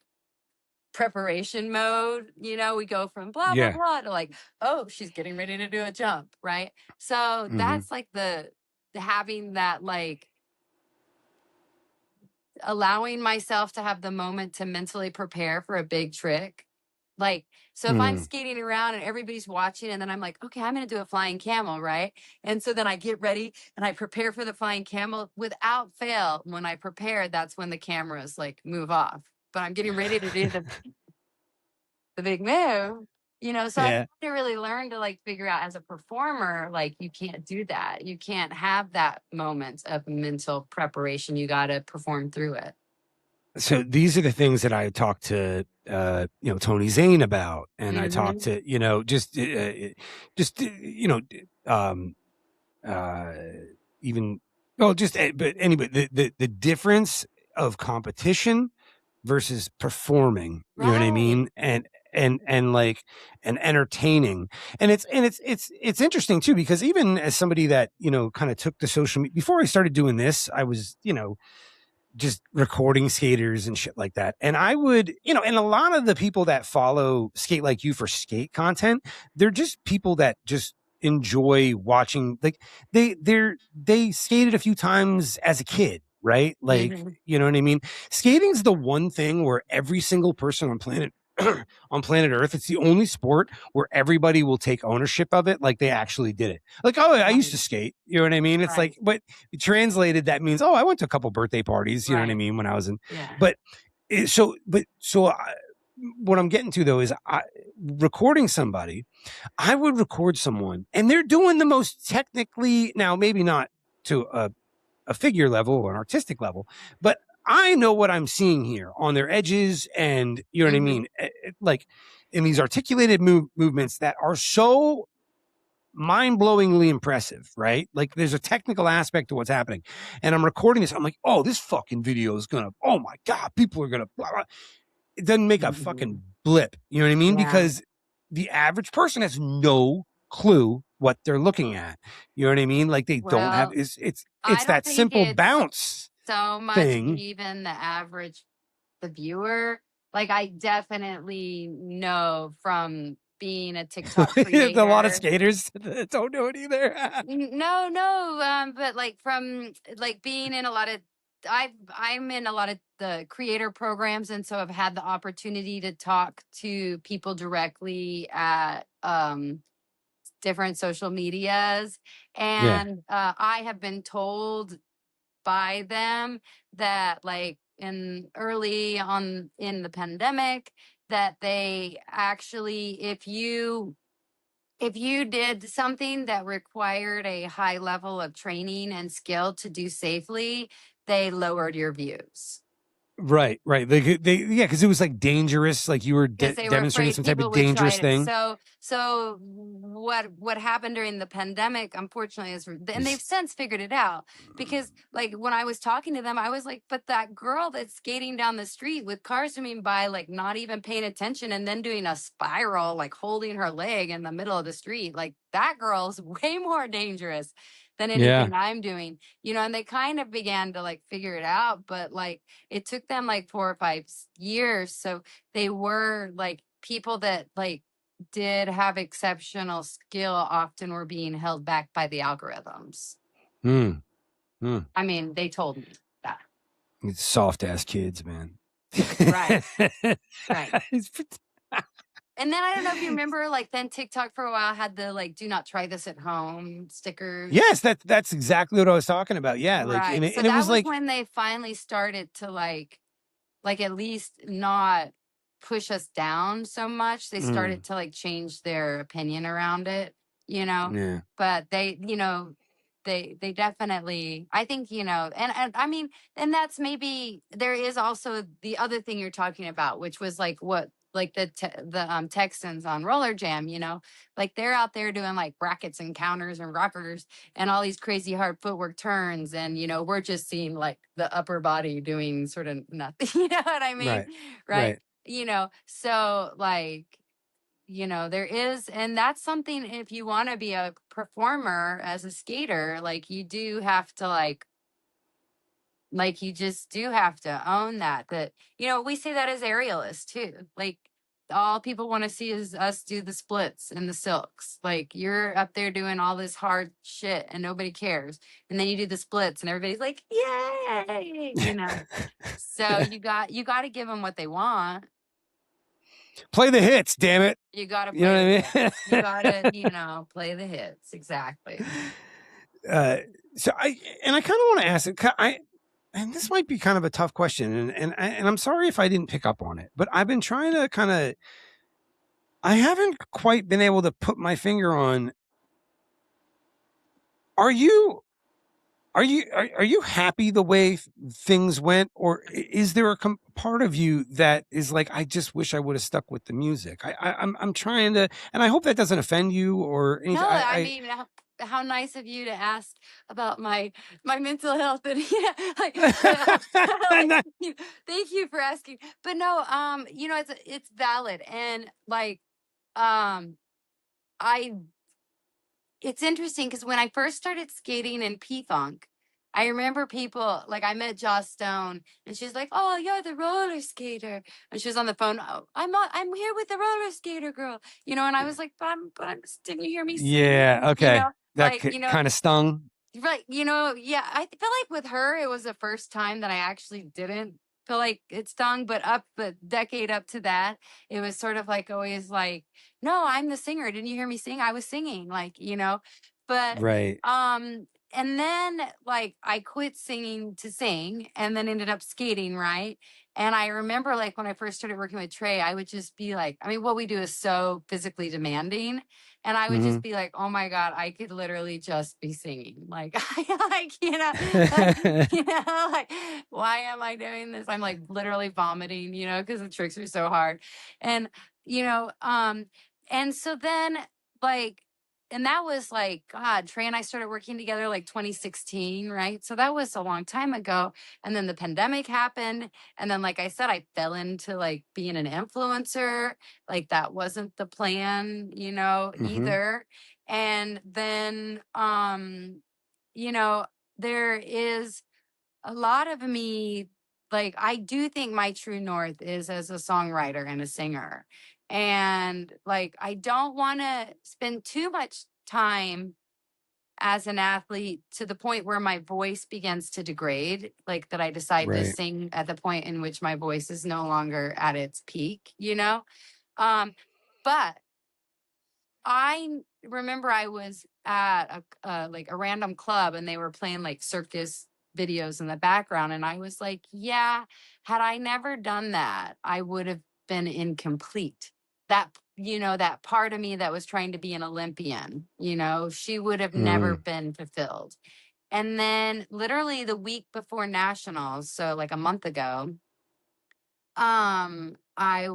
was sitting there skating in the rink and I was like, oh, I realized, and this was before I even won the championship, but like I realized in that moment that I had fulfilled that dream that I had when I was 15 Hmm. of like Hmm. being an Olympic champion, right? Like I'm not an Yeah. Olympic champion, but like, you know, I'm a national champion when like not even senior world class. So who cares about that even? But like, but I am like helping people. I'm not saying I'm the most famous skater, but I made a mark as a skater and I help others, right?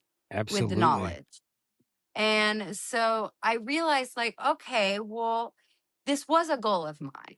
It was a goal that I'd Hmm. given up before I even hit college, right? But in Mm-hmm. that moment, skating in the rink at Dirty Deb's rink, you know, where I always feel at home, I just like it hit me like, oh, this Mm. was a dream of mine too, you know? So I can't, like, I do think I have a lot of like regrets. And when I'm struggling and I'm trying to pay bills and I'm like, if I just like would have a better business plan and stuck with one business. Okay. It still fulfilled a lot of the things that Right. you Yeah. wanted. Like I feel like I'm hoping when I realized, oh, I fulfilled my dream when I was 15 or 16, I guess. You know, I was thinking in my head, like, okay, well, hopefully that means it's like a cycle. So now I get to like fulfill my dreams that I had as a musician.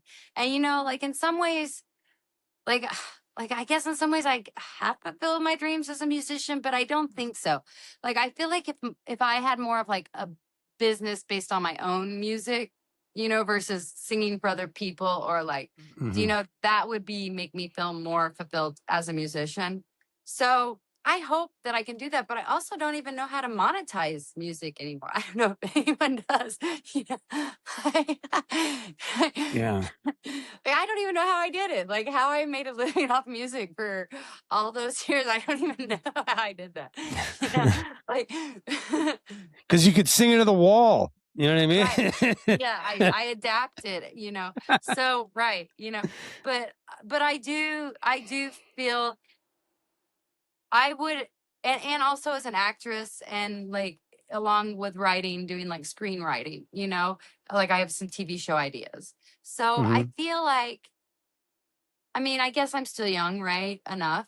So as long as I still get back into doing music, as long as I start releasing these songs, like I have a song Cookies that I'm like getting ready to do a fundraiser to release it.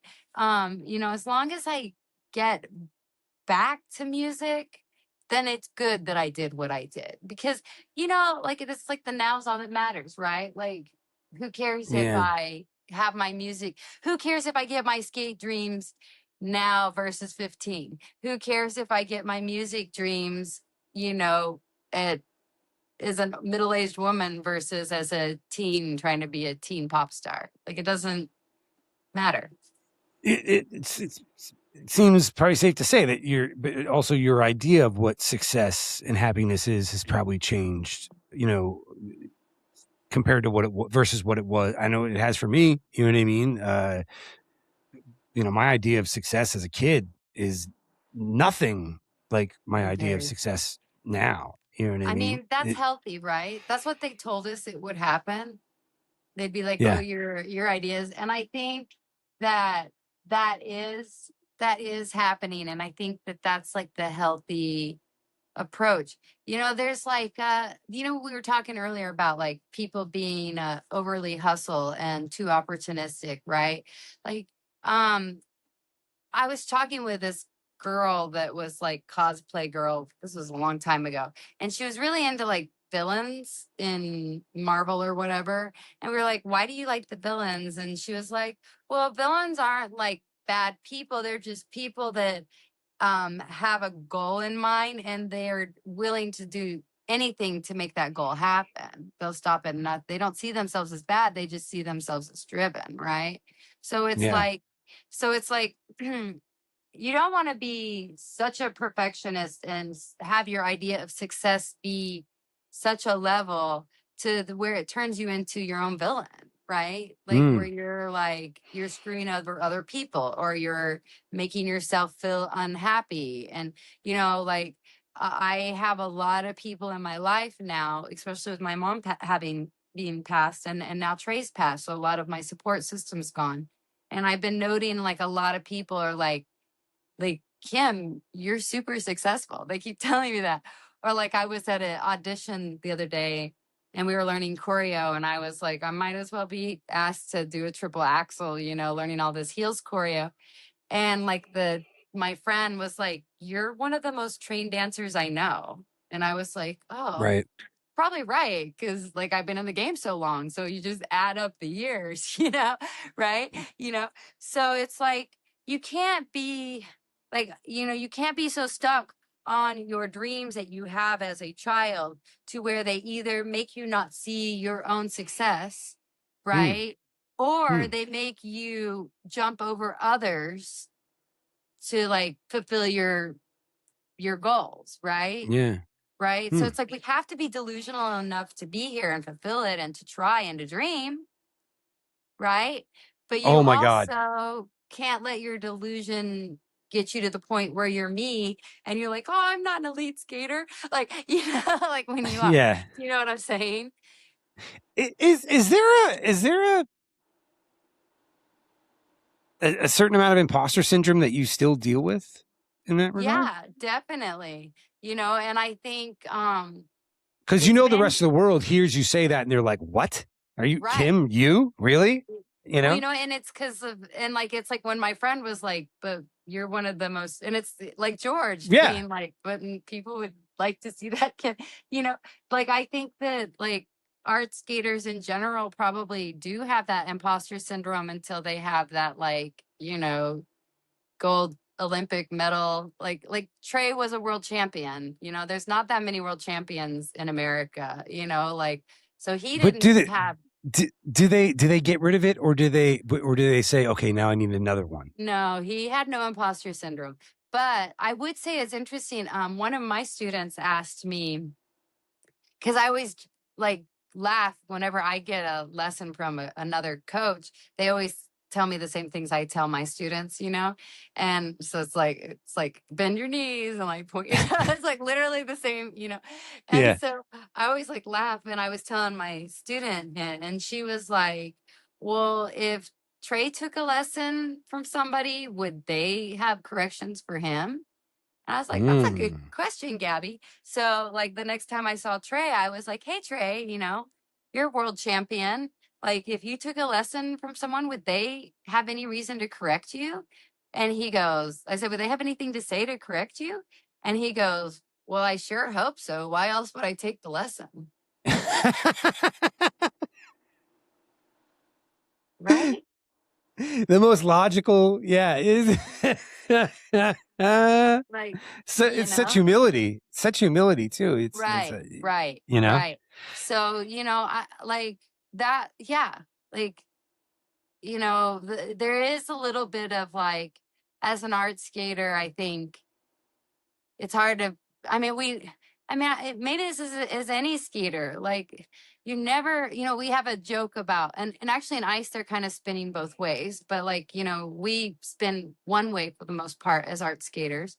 And like, we have a joke that it's because it takes a lifetime to master spinning one way, and like currently, when I really went through it becoming a coach, because of like I found that coaches are just as competitive as coaches as they were when they were skaters, sadly, I think. Mm-hmm. And was like really, really had people trying to uh take away my ability to be a coach. Um, and it really messed with my head because they didn't even Mm. want me to teach. They felt that I was not qualified to even teach beginners like bubbles. Okay. Yeah.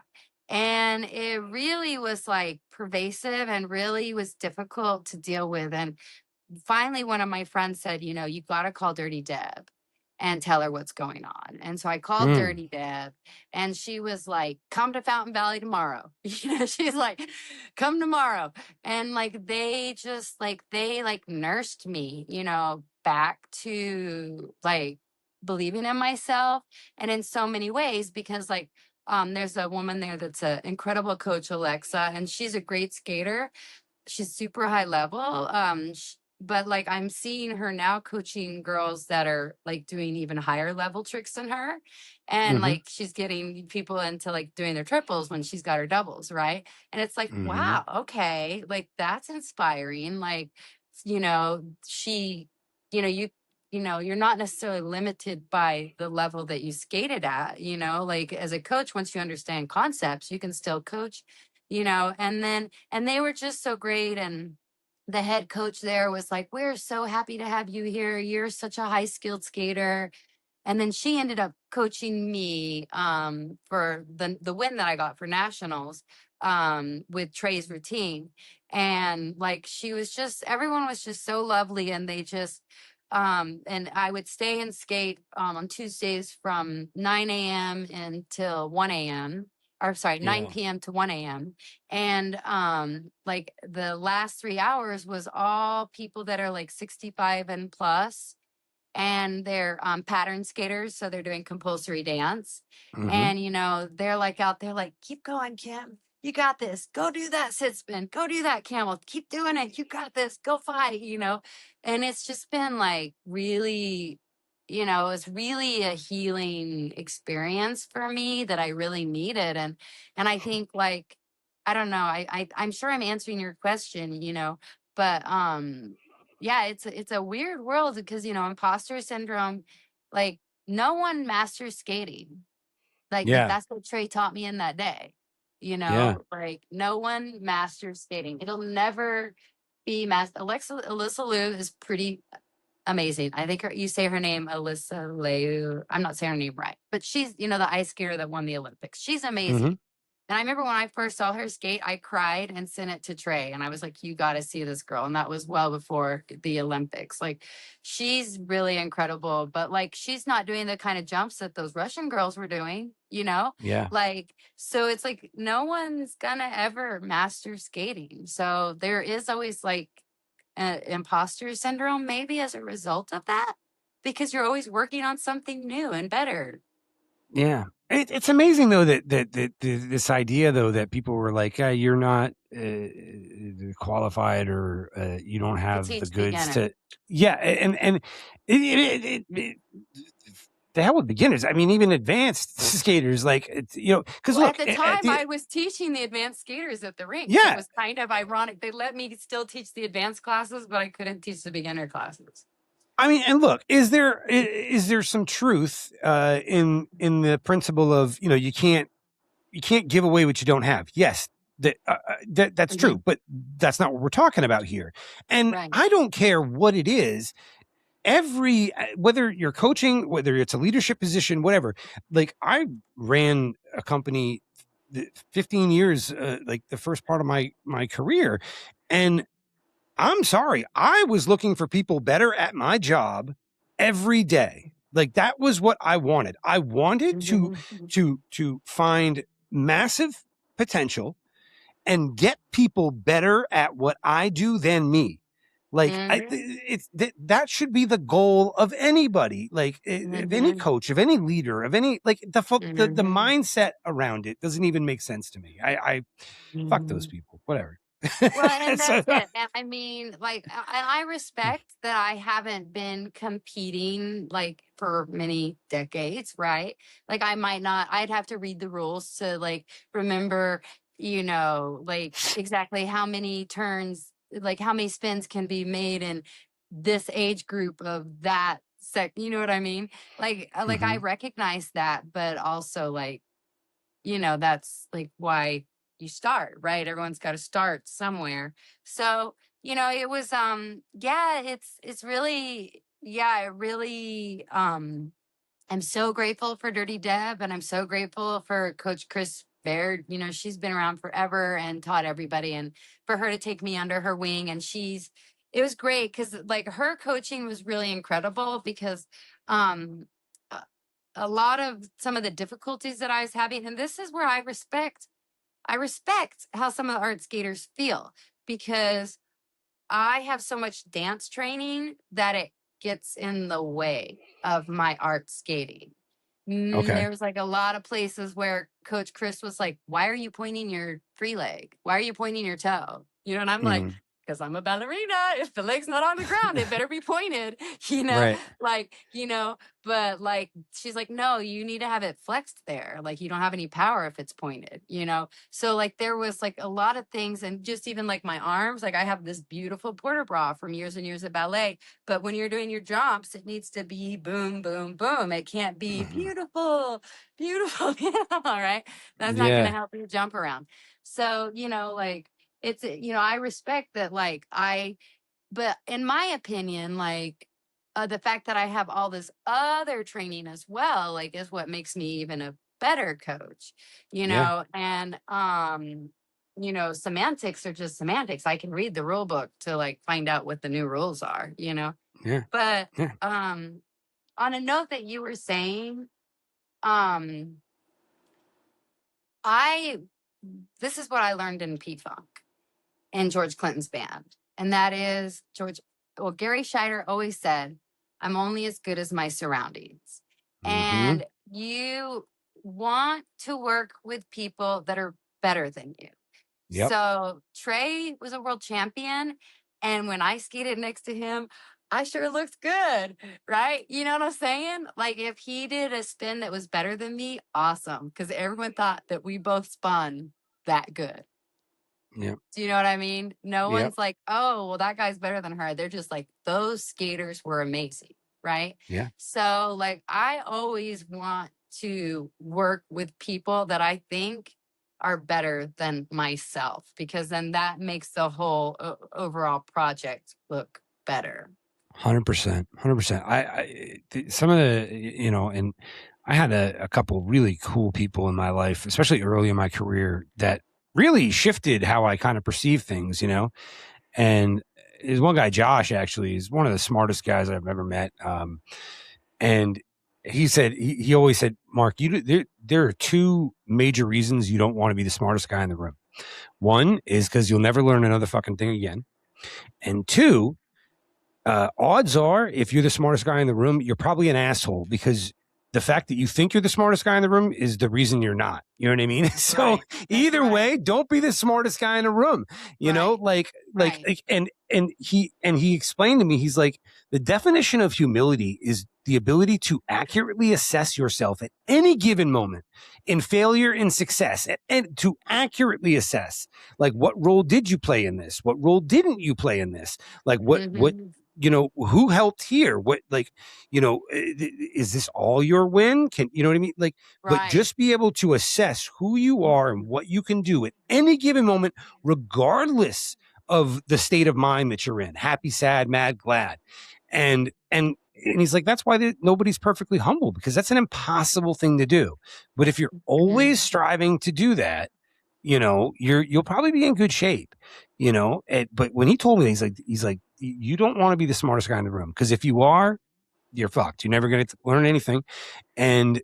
But odds are, most people that think that they're the smartest guy in the room aren't, and everybody else knows it. So either way, you don't want to be the smartest guy in Mhm. the room. Right. You know You what I don't mean? want to be like the best skater at the rink per se, and I think who was it yesterday? Well, Victoria Champagne and somebody, they were they were helping me learn the matrix. I've never learned, and I always skate with toe stops these days, but Mhm. you can kind of do everything with a toe stop anyway, so I'm trying to, like, I'm learning the matrix. How fun, but like, you got to be like humble enough to be like, this girl Cece that skates at Burbank, she would come to she's been to some of my classes, but she was teaching me crazy legs, and she taught it like on a 3 count instead of a 4 count. A lot of people think of it as and that was the first time that the math was starting to math for me. You gotta be willing to learn from people and like be like, okay, I suck at that. Like, Yeah. nobody's good at everything, right? And So yeah, and accept the ugly phase, right? Like there's going to be an accept the ugly ugly phase. phase and be There's okay with like learning from someone who's not as good as you. Like, just like I've been seeing like at the rink, with this coach who's like, she raced these kids, like, from the beginning, but like it's so exciting to see these kids just out there, like, doing these amazing things, even if their coach isn't doing that move. so you definitely, you're very well known in the skate world, right? And most people, look at like this just amazing kind of, like, for me, I came into this like, oh my, this is the most amazing like life almost. Like, you know what I mean? It's incredible. But all that, what do you hope, or do you even hope to be remembered for? Or and if you do, what do you hope to be remembered for in skating? Well, I hope that my legacy, that's interesting, because my initial gut reaction was like, actually, like, as a teacher, like, I hope that people remember, like, I would really like to figure out a way to make art skating available for everyone, like, Mm. like to bring it to the masses. And then I'm like, oh, that's interesting. Teaching is coming up first. Like, do I not want to be remembered as like the girl that skated on the Barbie movie or choreographed the Barbie movie skaters? Like, do I even want to be remembered as a skater? Mm. Because like, kind of think I like, it's Yeah. interesting. I mean, I love skating. It's like, I always think of, this is back to, remember I said like, no one's going to be like the most famous skater girl in the world, right? Yeah. Like, there was Gloria Nord. There was once. Do you know who she is? Gloria Nord? No. She was also an ice skater, but she was a roller skater. And 30s, I think she's 1930s. And she was like the Oh, no. I know exactly, because Taylor Swift of the day. at Fantasy they have all these old pictures, and I know exactly. Okay, yes, okay, I know. Probably the one where she's like jumping in the air and her feet are like, that one's that's Yeah. Gloria Nord, like, so she was like one of the most famous skaters to ever exist, and was like literally like Esther Williams at her time. She was like a star, like a real star, not just a skater, but like sort of mainstream name. Like, I don't know. It's funny. I never like, I didn't mean to be a skater. It's just, it's just those darn things are on my feet all the time. Well, do you think that some of that is? Do you think that you kind of perceive yourself in a different way than maybe people that don't know you? They just know the social media figure, the skate, like that you. Yeah, I think they so. almost see you more of a they almost see you more of a skater than you see yourself as a skater. Yeah, I think you might be right. And it's funny because I always feel like there's two people. There's like people that know me as a singer and don't know I can skate. Yep. And there's people that know I'm a skater and they don't know I actually was like a Funkadelic for 15 Mm-hmm. years. Like, I'm not just this ballerina. I'm actually like pretty deeply engulfed in the world of urban music, so Fucking P-Funk for 10 years. Are you kidding me? Yeah. That's it. like, so like yeah, and I do like feel like I would love to be brought in to help teach workshops and stuff. Like, you know, I see a lot of these like skate workshops going around and retreats, and I'm like, but what about me? Like, I can come teach, and no one's inviting me, you know? So, like, I don't know what that is. Like I would like to be known as somebody that can help people, but I don't know. Like maybe I saw this movie coming up that's a Native American film, and it was about hoop dancers, and like the elder was like, you know, told the youngin like, you're dancing with the wrong hoop, and I'm like, am I, you know, dancing with the wrong hoop? Sometimes I question it, because but then I go out into the world, right, and I can be standing with other influencers or not, and people come up to me and they're like, you taught me to do this, you taught me this, like you taught me how to skate. Or whenever I'm at the skate competitions and the art world, and I'm feeling like imposter syndrome due to some of the stuff I went through, and all the other coaches are coming up to me and they're like, I send your tutorials to my students. Like, you know, I'm Mm. like, wow, really? You know, they're like, yeah, you're the first person that put that stuff out there in a way that is clear and correct, you know? So that makes me feel good. And then like when I was back in Oklahoma, I was went to the rink there in Jinx, and there were these two little girls, and they were like 8, 10 or whatever, and they were out skating, and they were doing like little bowers and like a spread eagle and then like a spiral, and their form looked really good, and I was like, dang, is somebody, did they got an art club here? So I went out to them, I was like, you guys look really good. I was like, do you guys have a coach? Who's taught you that? And they got like really red, and they were like, you, we learned everything from you. And I was like, me? And they're like, yeah, from your lessons online. And I was like, really? They're like, yeah. It's like, wow, it's working, you know? So Like, yeah, you're making that thing available to people mm-hmm, that you know, even for yourself, where it was, you had a limited kind of opportunity based upon just, you know, every factor or multiple factors. mm-hmm, But like, and that's the coolest thing about social media though too, is like, so you know, like you can provide like these high level tutorials and lessons, you know, but because you know, you're able to kind of give it to so many people, it automatically becomes more affordable for right. every person, and it becomes more Mm-hmm, available, you know. mm-hmm, It's a special feeling when people come up to you, and because you have no idea, like I don't know what people see and what they watch, right. I have no clue, like what the things that I don't think would mean anything to people are the things that mean everything to some people. It's Right. crazy. Like, and yeah, sometimes it's literally just that. Like the first 6 months that I was doing this, like probably the first 20 episodes, every single time for an hour before I'd go sit down, I would say to myself, man, fuck this. Nobody's watching this. I'm just embarrassing myself. Like, Mm-hmm, and I would play this mental game of contacting whoever the guest was going to be for an hour before, and be like, I'm just calling cancel, just calling cancel. Get out of this before before, you know, it's embarrassing. And invariably it would be, you know, I'd go to an event, I'd go to a rink, I'd go wherever, and someone would just come over and be like, dude, keep doing what you're doing, man. Like this, it makes a difference. Like it matters. And that was the whole thing. I was telling myself, this doesn't matter. This doesn't matter. Right. But it would always, right at the right time, man, someone would come over and be like, and so I'd be like, all right, well, I guess it matters to that dude. Like, okay, cool. I'll do another one.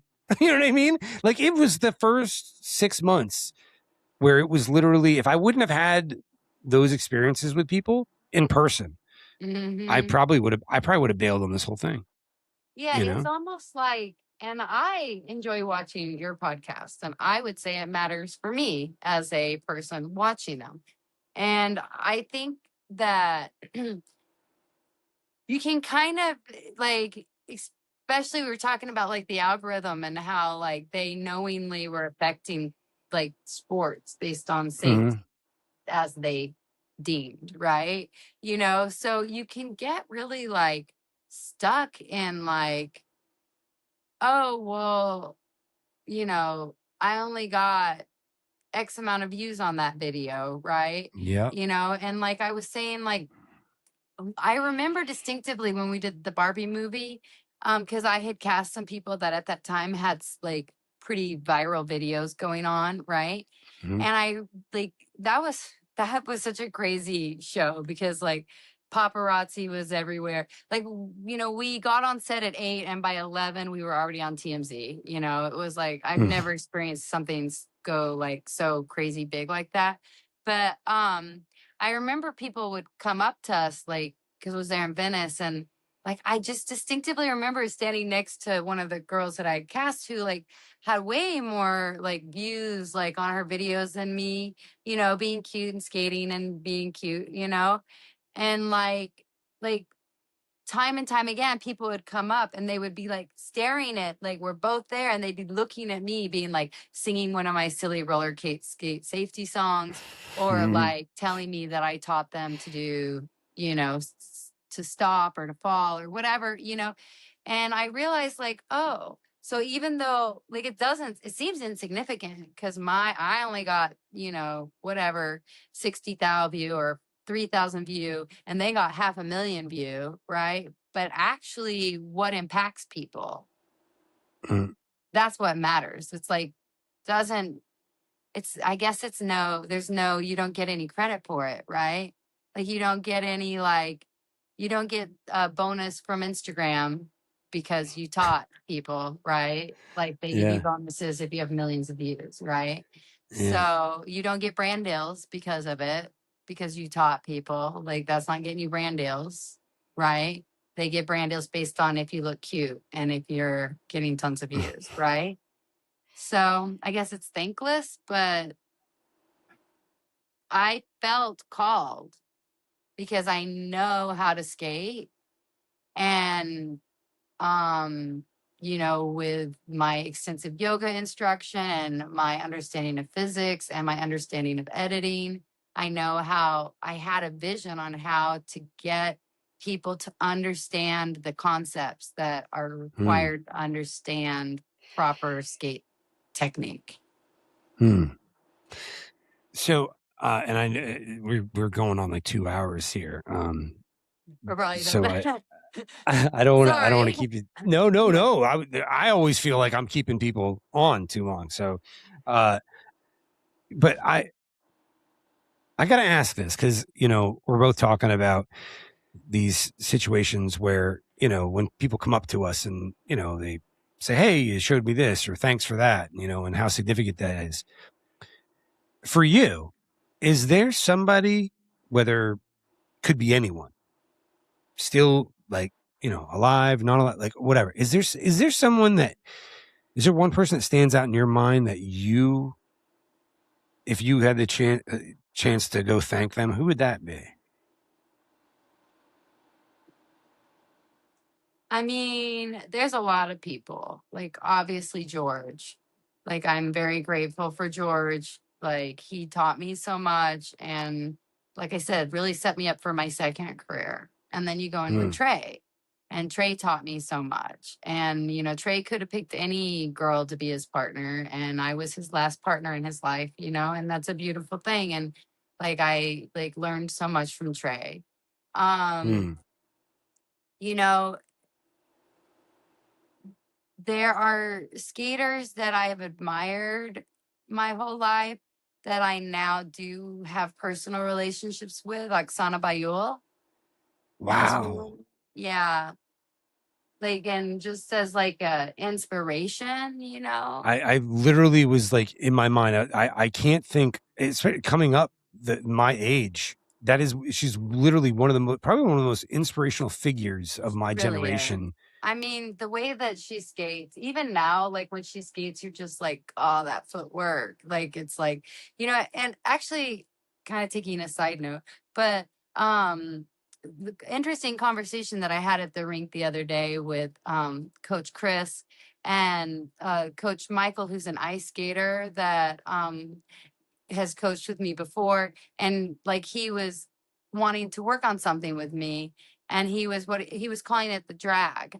And it was like, when you're on your standing foot, like really pushing into the ground to create the edge. He felt like I wasn't using enough drag, like that's the term from ice that he uses. And I was talking, he showed up to Fountain Valley, and I was talking to him and Coach Chris, and I was like, oh, Mike actually like really helped me out. Cause Trey used to say, like, it feels like you're like not, like, he felt like I was above, like not like above the ground a little bit, Trey would say, you know. Again, years of skating with P-Funk, I had to kind of be above the ground because it was like constant moving and chaos, right? And so I understood when Michael taught me that. I understood that that's what Trey was getting at, was that I wasn't on my standing foot, like pushing into the ground enough. And whenever I was telling Coach Chris about it, she was like, oh, Coach Chris is in her 80s. And she was like, oh, well, geez, I've been skating so long. I feel like my feet are 75 feet into the ground. And I was like, oh, isn't that interesting? So for every, like, now I'm like behind, I've skated far too many decades to like, but for every, you get deep, your foot gets deeper into the ground the longer you skate. Isn't that interesting concept, right? It's crazy, actually.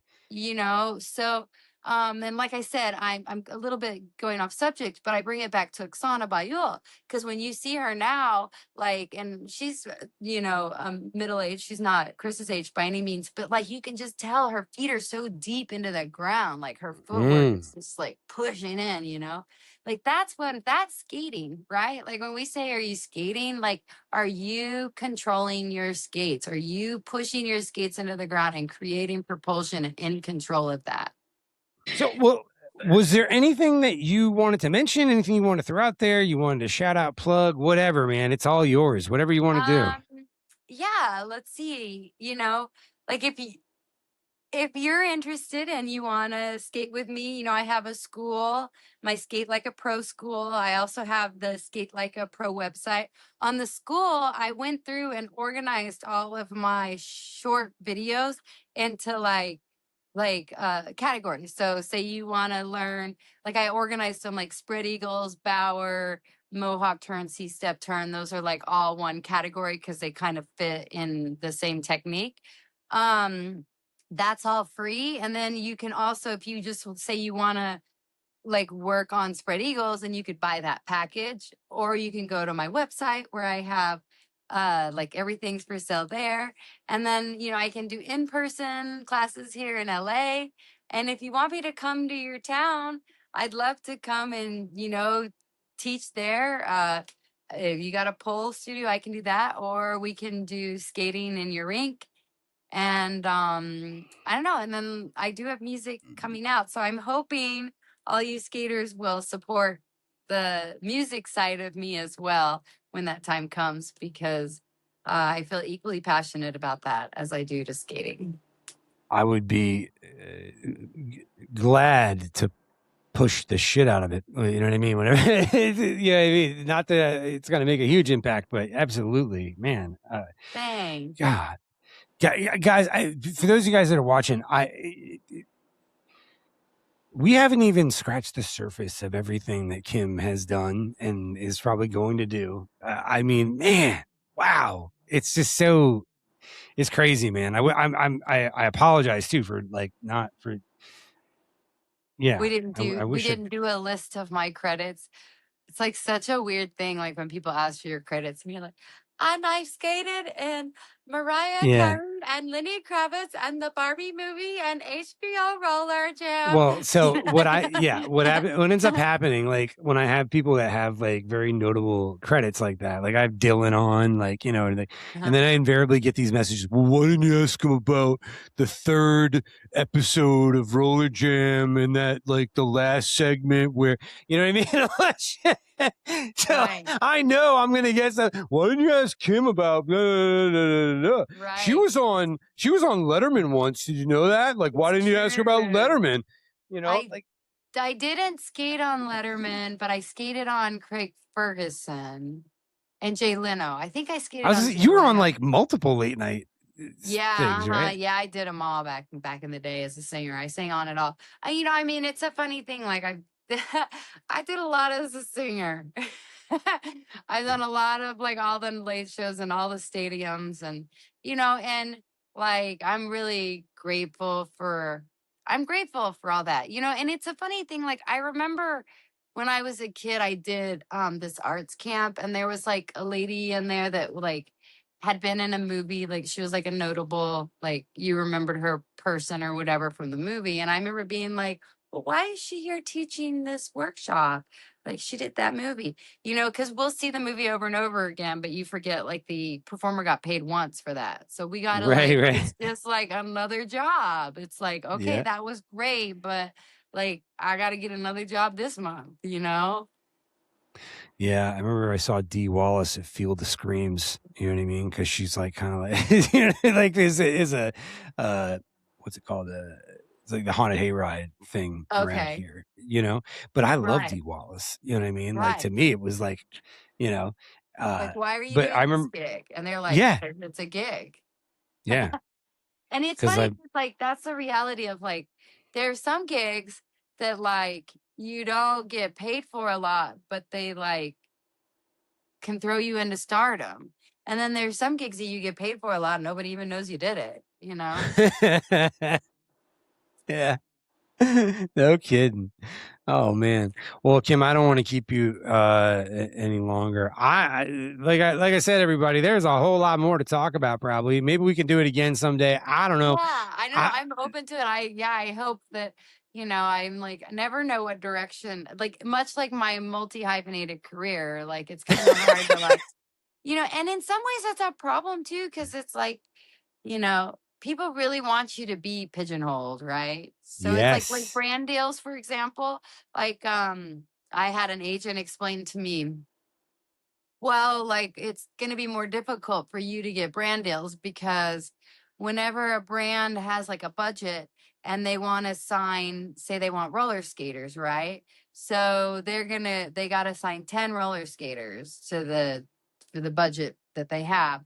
So they're going to go out there and they're going to want to have like 10 accounts that just represent roller skaters, because say they've got another budget that's 10 runners and another budget that's like 10 yoga girls, so they don't want like a hyphen for any of those categories.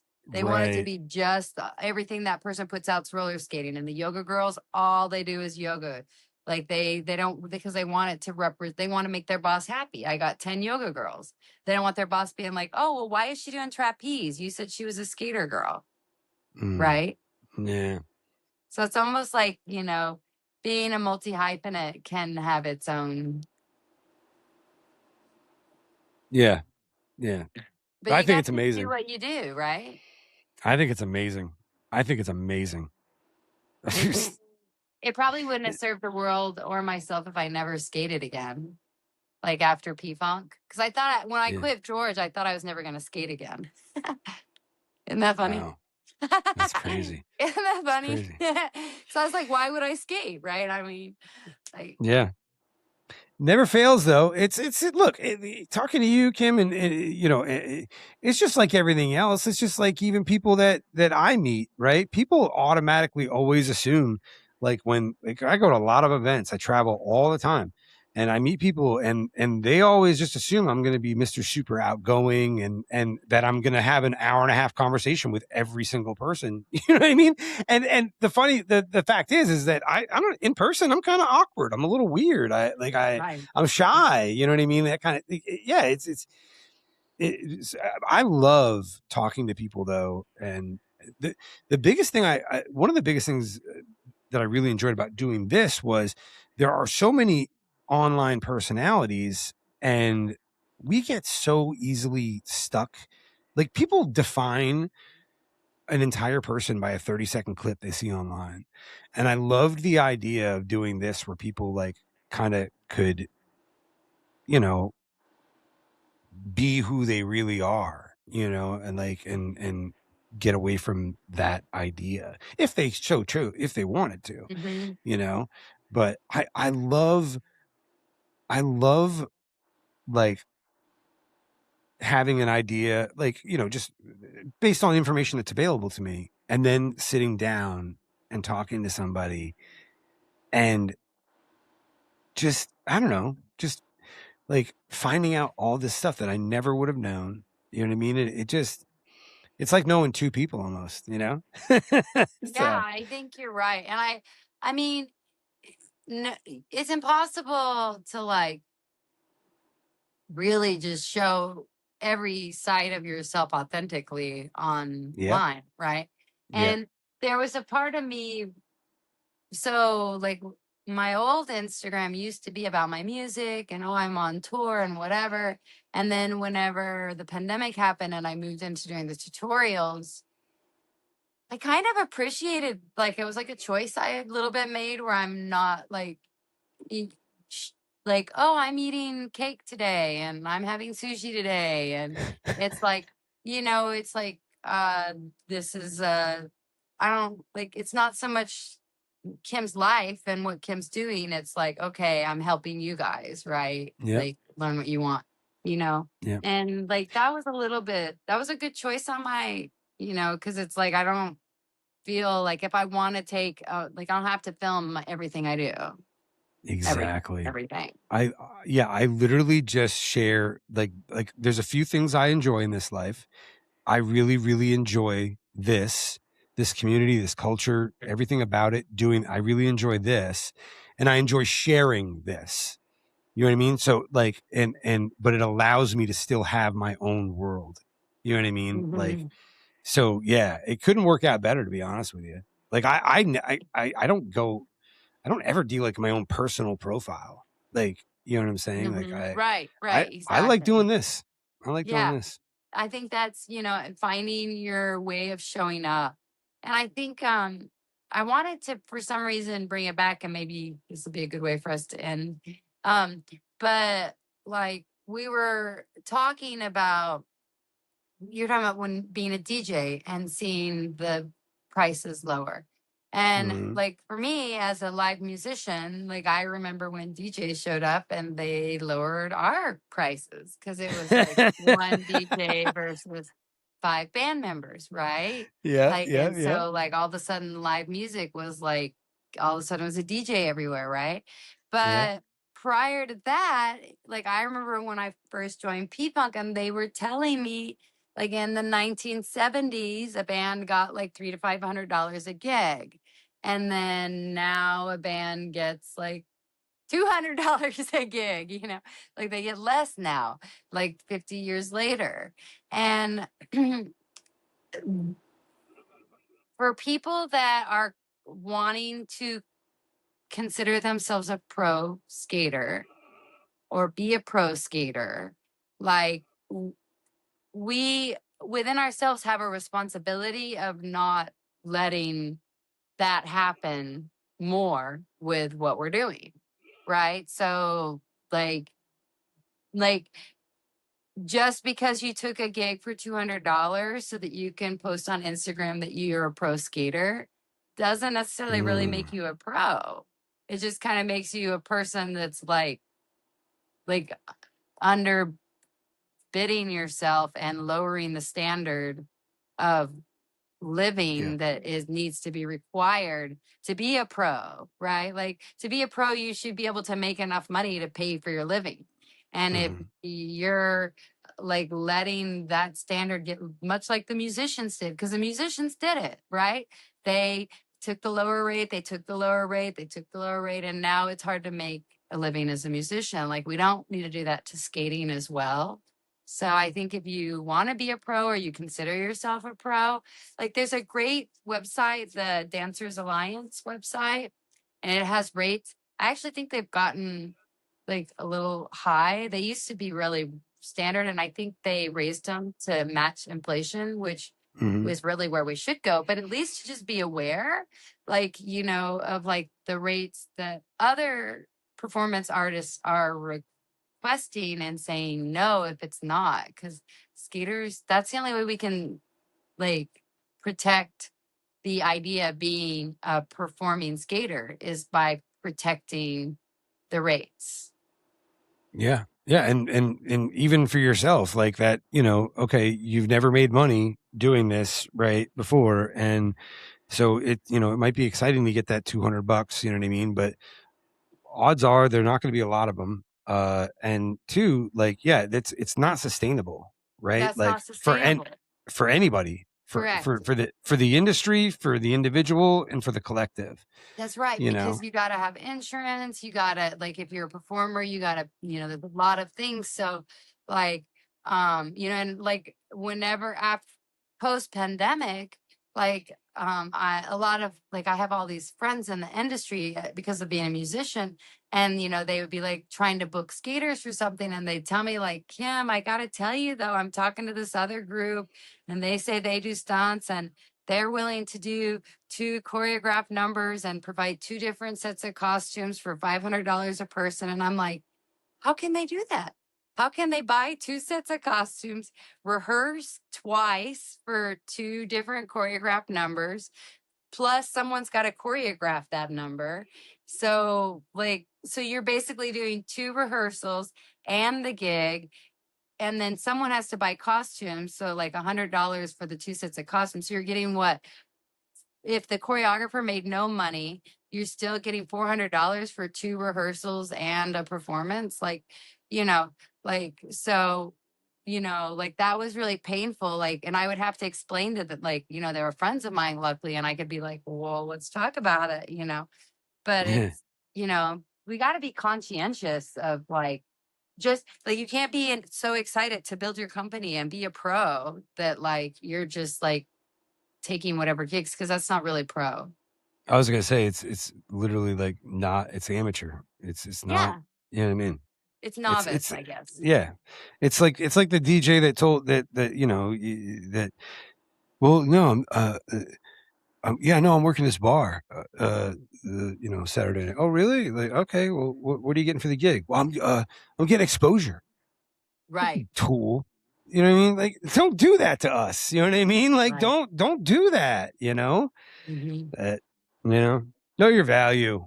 Know your value. Yeah. Like, and that goes both ways, because we take that a lot of times. People say, know your value. And it's like, yeah, know how much like you are worth in the sense of like what you deserve, but also know your value in the sense of what you don't deserve. You know what I mean? Mhm. Like, That's true. No, that's true. Because like I've had to explain to people like, well, they don't do stunts. I'm like, they might do like an easy lift, but they don't. Nobody's gonna like would die if something went wrong. And it's not entertaining unless it's life threatening. Come on, let's go. Right, exactly. Like it's not stunts. So like it's true. Like people, and like being aware of like, yeah, being aware of where you are. I think it goes both ways, right? It's like Yep. a fine balance between believing in yourself and also being humble. It's a fine the balance. ability to accurately assess yourself in any given situation, man. I just It's tell tough. you that. And it's It like is tough. It's not easy. it's not, and like we have different perspectives. Like when George was like, "Why aren't you doing this on stage?" and I was like, "Cause I don't have a triple axel." Like Yeah. that's why. Because no one cares. Because I don't have a triple axel, George. Of course. And he's like, "Yeah, but that 2-foot spin looks pretty good."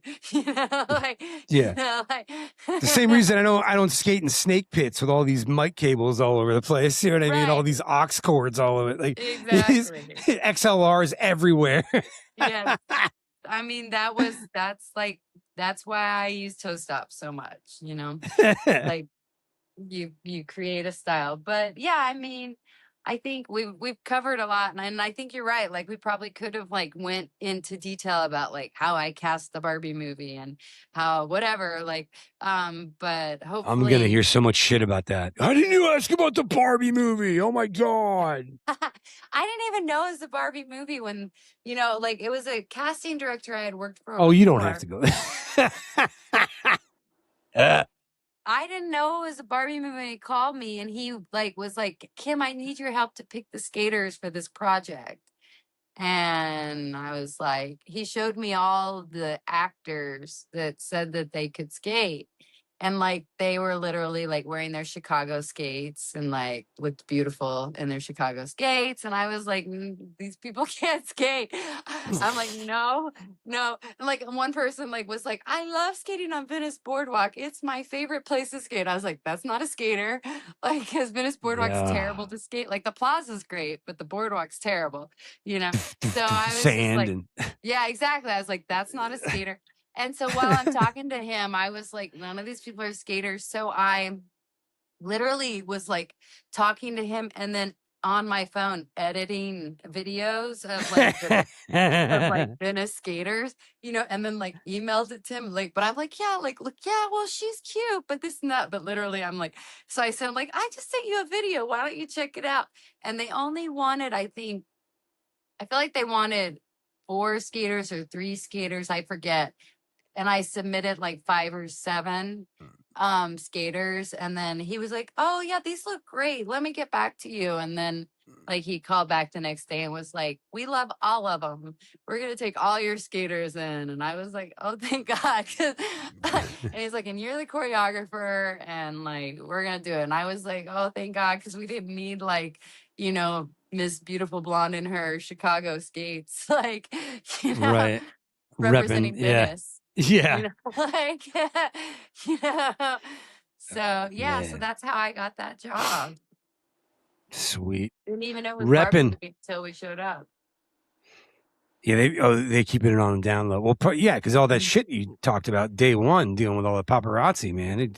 Trying to keep that on the DL. Literally, For sure. we did not know it was the Barbie movie until we showed up and we got to the costume department, and I had on pink sequin Uggs, and the wardrobe lady goes, "You can't wear those. Those are Barbies." And I was like, "Oh, I'm wearing skates. Like I'm pulling on my skates. I'm not wearing these. I'm skates." And then it was like we were all looking at each other like, "Barbie? This is fucking Barbie." She just said Barbie. It's funny. It's funny how life is. No kidding. Oh wow, that's actually a really good story. That's funny. Oh man. All right. Well, we've been saying we're gonna wrap it up for like the last 20 minutes, and we just so we're doing keep it. Going. We're wrapping so it we're up. gonna do it. We're really gonna do it this time, everybody.